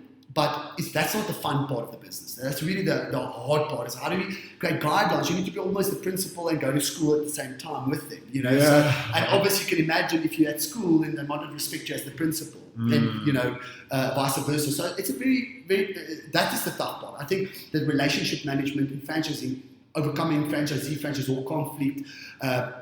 That's tough. It's really tough. And the stronger your system is, your franchise system, your training, the less of those symptoms you have. Yes. But the less experienced you are, and especially where I come from, the more those problems arose, and unless I was able to kind of take a step back and say, this is my fault. I need to maintain a frame, and it's not like I can say, now run over me, you can do what you want because I was wrong, because to an extent, that's also true.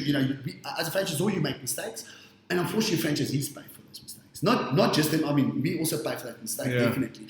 But and that is the really painful part. And in franchising, unfortunately, like in any small business, not everyone will succeed. And I think that is really about educating people. Educating, that's why I'm speaking about an onboarding program, making sure franchisees, before they become a franchisee, prospect, understands that before. You know, that's why you think things like franchise disclosure documents that explain people, this is the franchise system, this is what it's about. Because a lot of people think you just get this thing and it works by itself. That's what you buy. Yes, exactly. And that is just absolutely not the case. And this comes back to what you said earlier. The success will be 100% depending on the jockey of that horse. The horse, we can give you a training routine, we can give you a nutrition, a diet plan for the horse, you know, all of that stuff. And we might even be wrong, because for that horse in that territory, with his genetics, he might require something else. And that is the toughest part about franchising, is accepting that not everything will help everyone. Why? Because everyone's different. But I think the fact that you manage expectations from the start. Well, not always have, eh? Well, that you do it now. You're doing it better now. Do it better now. But so just once again, from a layman's terms, or just like from a very basic level, franchising, does that mean, on a very basic level, for myself and listeners who know nothing, assume we know nothing about business, is it like, so somebody sees, wow, they love, they've trained, they love it, they've got an idea, they live somewhere, and they see, they see there might be a need for a gym there, and Body20 is the perfect thing. So they contact you, they buy the right to franchise it, and then it's like, so they've got a certain ownership, which is, then it says there's a split, like they get 20, 50 a percentage of whatever income, some of the revenue, whatever, and there's a potential that goes to you, and they own that location. If they want to buy another, it's almost location. Like, yes. So 100%. I mean, okay, so clear it up. It's very simple. It's a franchise agreement. There's no shareholders agreement because we're not partners. We're not directors in the same company. They have their own entity. We've got the franchise entity. Essentially, there's a franchise agreement between these two entities that licenses the rights to represent the brand. And there's mutual obligations. You need to follow the CI. You need to follow the guidelines. You need to attend training. This is the price you need to sell at. All of that type of stuff. You have marketing obligations, etc. And the same for the franchisor. The franchisor also have obligations. Training, educating, providing systems, national marketing, all of those things. So, but essentially, you own 100% of your business. 100% of the profits go to you. But you are correct. There's a royalty payable on certain sales. But all franchises have different royalty schedules. So our royalties, we get, for example, a percentage only on membership income. On vouchers or merchandise sales, we don't take any percentage on that. But essentially, they own 100% of their own business, and we get a royalty. So think of it like this. It's like we've got an obligation to you, to support you, to train you, to market the brand, and for that, in return, we make a small percentage on your sales. But not on your gross sales, only on, in our case, on a singular income stream. Most other franchisors work on a smaller percentage, but on all your income. You know, so typically it might be 8% on gross sales or 10% on gross sales, and part of that might be going to marketing. The rest just goes to the franchisor as a royalty. Okay, and then do they then send those balance sheets or whatever? All those management accounts. Management account. Send that you can check everything's legit. Great, there we go. Yeah, you know, and it's less about policing. It's funny enough. It's you know, very insightful. Even though you know you don't give yourself enough credit, your logic gives you exactly. It's about. It's not, the reporting itself is not because we want to police them. It's actually about adding value. I told you earlier, we need to look at the actuals compared to our expectations, because guess what? If, you know, in our business, it might take anything 6 months, 9 months to generate operational profit. For you to generate cash flow, you know. So in other words, between month 0 and month 9, for example, you're losing money. Okay, meaning your expenses are higher than your income. Okay, so the question is, how do you manage that? You know, do you have enough cash flow? Are you looking at that? And that's what we do. We try and look at the management accounts and see, you know, how is your business looking? How's its health? And what can we do to support you? Perhaps giving you advice, asking questions, you know, so to guide you in the direction. Say, well, we see you're not spending enough on marketing. That might hurt you later down the line. Right now, you're getting a lot of organic sales, but what about inorganic sales? You can't only rely on referrals, you know. So, you know, our reporting, a lot of times in franchising, people feel that there's rules. because we want to keep them in check. In actual fact, not at all. It's to be able to provide you with the value. And this is what I said to you earlier. Is a lot of times you sell something and it's never your intention to hurt the client. But the client ultimately gets hurt because they had the wrong expectations. And you're not managing those expectations ongoingly because you're too busy delivering your product or your service and not worrying about what does the client understand. What does the client understand? What is the expectations? And am I managing the client, not only the product? So... And I think that's why the reporting is there. So yes, we do have management accounts that they submit, annual financial statements. And then someone checks it for you. You don't have to actually go and look at all Well, this I stuff. look at every management account myself because, and then over time it's quick. I don't respond on all of it. I've got a financial manager that does that. Okay. But So you've got a financial manager who looks and makes comments goes into the detail. reports back and gives feedback. That But is to be honest with you, not- for me, I've learned to do a snapshot overview of a financial report. I can take, it takes me probably 30 seconds. I look And at you've this- learned it. Yeah, I mean, to be honest, Yeah. we have a very simple business. To my credit, the business is simple. I'm not that fantastic. No. Our financial model is very simple. Well, We've got it very few- serves the business. It serves it the adds value. exactly. If it doesn't add value, then why do it? Bertus, you are astonishing. You are staggering. I see these things on social media and I'm like, oh wow, it's inspirational and I take the positivity and it's inspiring. And then you actually meet the source. And then you realize all those things are just hints of what it's really about. Yeah, it's regtig staggering. Ek wil last 3 quick fire questions net van die vrae wat ek hier wil gee en dan gaan ons aan. Let's get to your questions. The 3 ek wil 3 vrae en dan jy kan sê wat jy eers. Oh, by the way, where are the 3? So you've got 3 in America. No, we've got, I think it's, I don't know, operational at the moment because we just had one open, Pinecrest, in South Miami. So I think we were 8 or 9 at the moment. Mostly in Florida, South Florida, and which is kind of the Miami-Dade County, Palm Beach County, and I always see like something about Lauderdale, Fort Lauderdale. I always see in your. No, that's Broward County. So but mostly in Florida. I think the state is so huge. We've got one in North Carolina, but in a place called Mount Pleasant, just north of Charleston. But the focus there is really to grow Florida first before the master licensees they expand to other territories. So I mean the guys that are really passionate about what they do. I mean to be honest with you, the American market is so refreshing because people really believe in other people's success. They want to believe. I mean, people here are quite skeptical and critical. Obviously, because we know it's a hard times. People struggle. Yeah. It's difficult for people to succeed, and only a really few small percentage succeed. There, every second person becomes a millionaire from a kind of okay idea, and they kind of okay executed. They don't even need to be great at it. But again, the advantage here is that you become so much more robust and you need to learn so much more that when you apply that elsewhere, then the value of it is exponential. I always say it's like this is a good explanation. So Africa, we built unfortunately with Legos. With the same effort in the United States, you built with bricks. With the same effort. So the size of your house here, if you built with Legos, the wind can blow it over easy. Unfortunately, the economy, the currency, all of those things impact the fact that the blocks that you're building with, it takes the same effort, but they are just much smaller. In the States, you take those same blocks and they are 10 times the size, 15 times the size, and when you build it, you get this huge house that's very durable and just much you have bigger. the same knowledge. And the same knowledge and the same effort. If not even less effort to build with those bricks than it is to build with our Legos here. So you haven't found it's not been more difficult to Listen, things are different, and I think you need to go into a new market knowing that there's things you don't know that you don't know. Yes. I went in there with a plan. When I went in 2015, when I came back, the first question people asked me here, because some were interested in saying, well, what if I want to open there? I've got a franchise here. And I said, ballpark $250,000 is more or less what I anticipate it will cost us to open and drive a business there to profitability, which includes the operating capital, the cash flow component. And guess what? Today, it's literally like 230 for a flagship, give or take.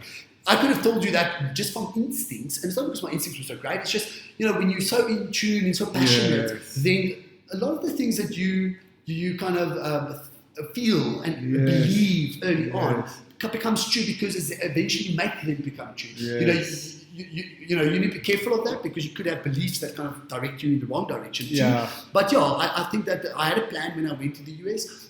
Was it different? Absolutely, it's different. Would I do things differently if I did it again? Yes, I would.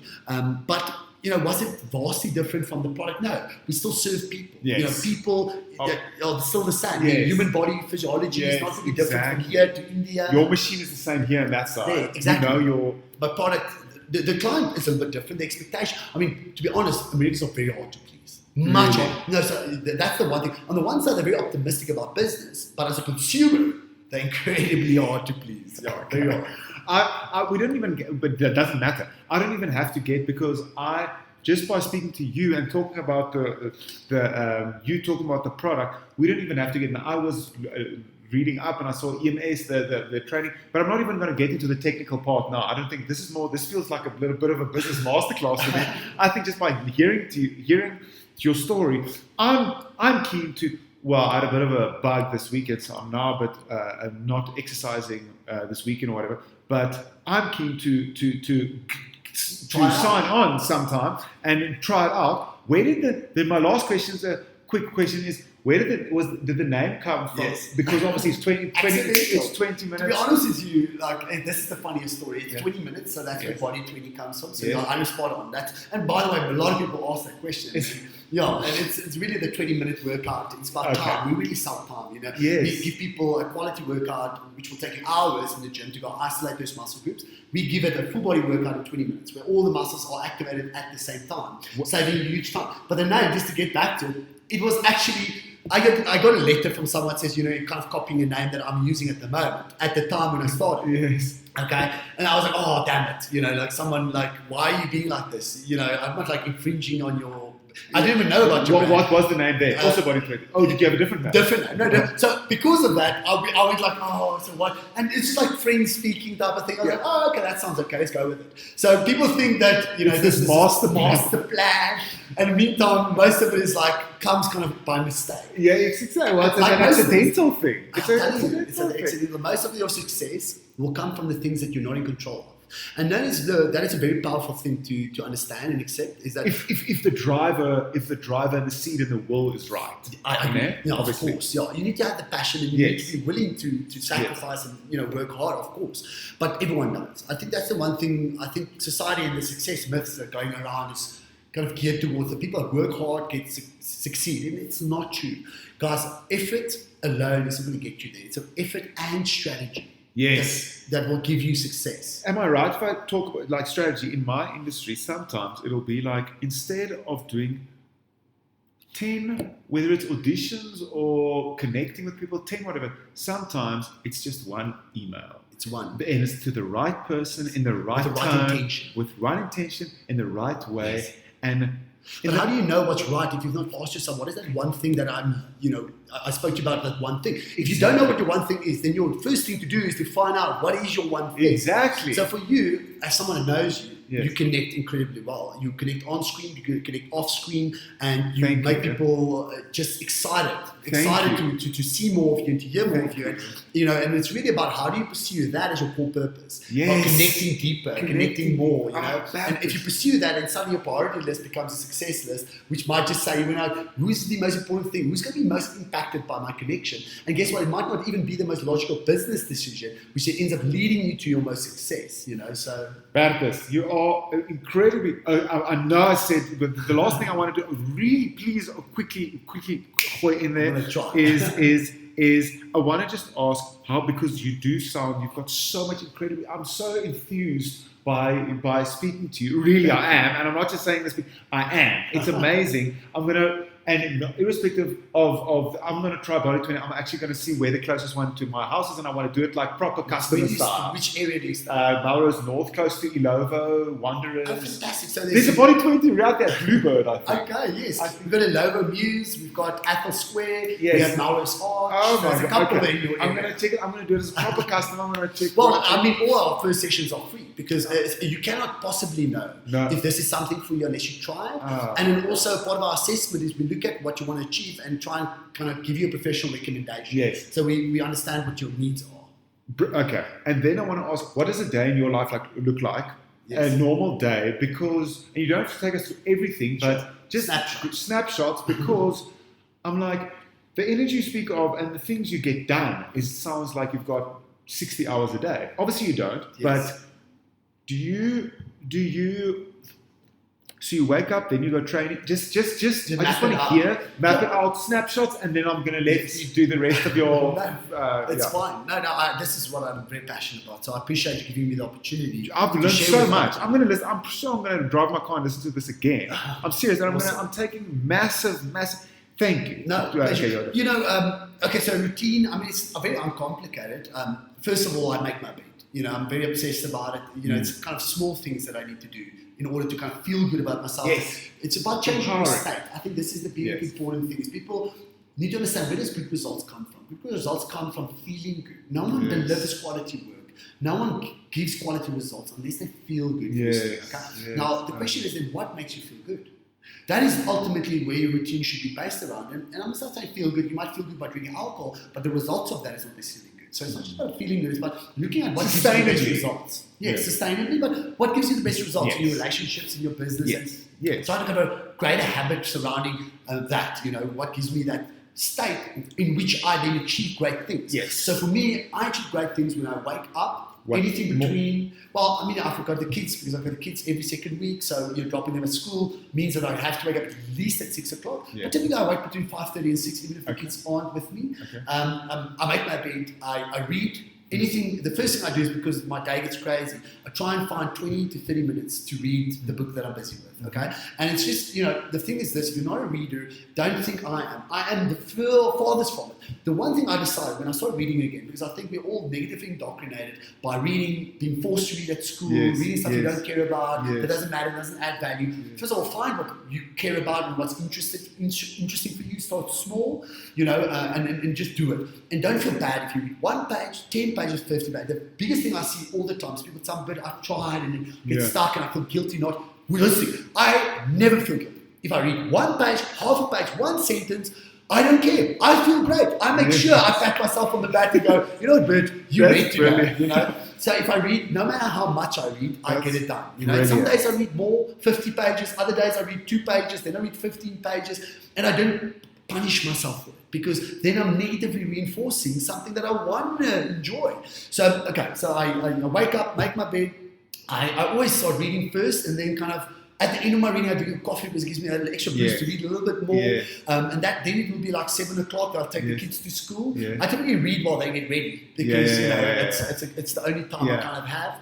After dropping them at school, I go train quickly. So that's kind of between 7 and 8. Okay. You know, I've kept my training routines very short. You know, I train for 20 to 30 minutes. If I'm not doing Body20, the reason I can, again, Body20 allows me to train less in the gym. For someone who's trained for 15 years and in bodybuilding. So you obviously use Body20? I do, of course. Once a week, but you have to, for me to get the volume in the muscle, you still need to create hypertrophy. And the only way to do that is by lifting weights. Volume in the muscle is not going to create it through us. We tone, strengthen. And if you're looking for a kind of athletic body, then Body20 is for you. If you want a bodybuilding body, then you'll need to lift weights. By the way, you're an SA junior champion, but that's for another podcast. Other podcast. Okay, yes. And then this morning? So after I train, I like to sauna. Again, it puts me in a positive state. And then I get to work. But again, from when I wake up until I get to work, I'm always trying to chip away at just getting the important things out for the day. Because, you know, I create that priority list for me. And I say priority list, not a to-do list. It's like, what is the biggest thing I want to drive forward today? What is the biggest problem? And usually, I didn't mention this earlier, is that, guys, you got to do the things that's the hardest to do. Find a thing that is the law. And sometimes, I'm not talking about drawing up a spreadsheet, doing a document, doing a proposal. Maybe that's it for you. But for me, it's sometimes making a call to the one person that I'm upset with, that's influencing my quality of my day, that I'm worried about, that I don't really want to speak to because I've got feelings about it. They're wrong, I'm right, type thing. And then I know, but this is your biggest priority, is to call them and get this out of the way. Because the longer you keep this from, and it's going to compromise everything else. It compromises everything else. So do the thing that's the hardest first. Always first. I was like, you know, and typically people try to tiptoe around the difficult things because they try and do everything else, and then this becomes this huge thing that ultimately it's just a perception. It's a perceived pain. It never truly existed. You created it for yourself. So go out and do the hardest things first, because then that's out of the way, and then you're always going to have a successful day. That's it. And then, you know, meetings, mails. Again, I try not, meetings. I'm not a fan. I'm not a fan. We don't have team meetings about team meetings and stuff like that. We typically have 1 meeting a week. Yeah. At the beginning of the week, making sure we just check where the Yeah. project status is. You Yes. know, as everyone, you know, what's new, Yes. what are we focusing on, Yes. and then everyone goes about their business. We don't micromanage our team. Yeah. We believe in leadership and Yes. leadership on all levels. You know, Yeah. leadership not on the top. you know. Yes, yes. And yeah, so meetings, mails, calls. And I try and early, I mean, by 3 or 4 in the afternoon, I try and say, you know what, I've achieved more than most people might achieve in a week or a month because I've done the things that I didn't want to do first. Exactly. So, and those things typically accelerate and it grows you much quicker than doing the things that's easy for you. And and then I try and find out another gap to read or so before I can pick up my kids. And then the one thing is, I was so busy growing my business that I spent less and less time with my children. And one trip that I had, I think it was might have been an educational psychologist that gave me a tip and said, Bert, you need to, because I think it was about my son and we were worried about him in grade 1 because he was grade R last year and he's doing super well this year. And she said, Bert, parents feel too guilty, especially your age. You feel too guilty because you think that you need to spend hours and hours and that makes you ineffective. I'll tell you what, Bert, for 15 minutes, just 15 minutes, do exactly what he wants to do. Yeah. Just what he wants to do. Ask him, what do you want to do? And just do that. 15 minutes. I thought to myself, that's maybe one of those little entry suggestions that 15 minutes turns into an hour. But dude, what will 15 minutes mean to my children doing just what they want to do every day? It's changed everything. It's changed my entire relationship with them. Wow. The value and at 15 turns into 20 or 30, not because I feel like I need to, Because you want I'm to. having fun. Yeah. So playing gun with them, throwing touches, throwing ball. Wow. So, but just taking 15 minutes, because the thing is this, we feel like we don't have time, because the moment you think of your kids as such a big priority for you, you feel they need almost as much as your work needs. And that makes you feel guilty, and that prevents you from even spending 10 minutes of quality Because time. it's too big, the ask. Yeah, the ask, and the burden and the guilt. Yes. So the moment someone said to me, you know what, Bert, your guilt is selfish, okay? Stop with it and take 15 minutes of that guilt. The guilt's consuming you way more than 15 minutes, and just go, okay, this is your 15 minutes. What do you want to do? So as a parent that owns a business, and I'm a young parent, fairly young parent, I've got a stepdaughter too, and I've got 3 kids at the age of 31. I had them by the age of 24 already. So, I'm a young parent, a young business owner, and this is the one thing that's made a big difference in my relationship with my kids, is saying, give 15 minutes, ask them what they want to do and do that. That's all you do. That is it. Don't worry about anything else. Everything else will sort itself out. And that is probably the best advice as a parent I've ever received. Yeah. Bertus, I want to thank you. Can I just say, on a selfish level, I needed this today. Nee, maar regtig waar. Hierdie was ek het nie hierdie verwag nie. I didn't expect this. This was the domino. This was the domino I from a selfish level I needed today. Oh, cool, man. I hope the whoever's listening now gets value from this, and whoever does, however they do, I know I've gotten so much value op verskeie levels. Awesome. So baie dankie. It's only because you're willing to ask the questions. Well, we were both open. We were both open to this discussion. En ek het nie geweet waartoe gaan. Ek het nie by een van my vrae uitgekom nie. And you know what? Just ignoring this was my to-do list. Yeah, interesting. And, and I prioritized the what was really necessary, just the engagement, just the connection, just the But I'd say another good book on that note is How to Make Friends and Influence People. Yes. Is listen to them. Yes. Yes. They typically want to speak about what they want to speak about. Exactly. Just ask the right questions, they'll give you everything you need. 15 minutes. Yeah, 15 minutes. Okay. So thanks, I appreciate it.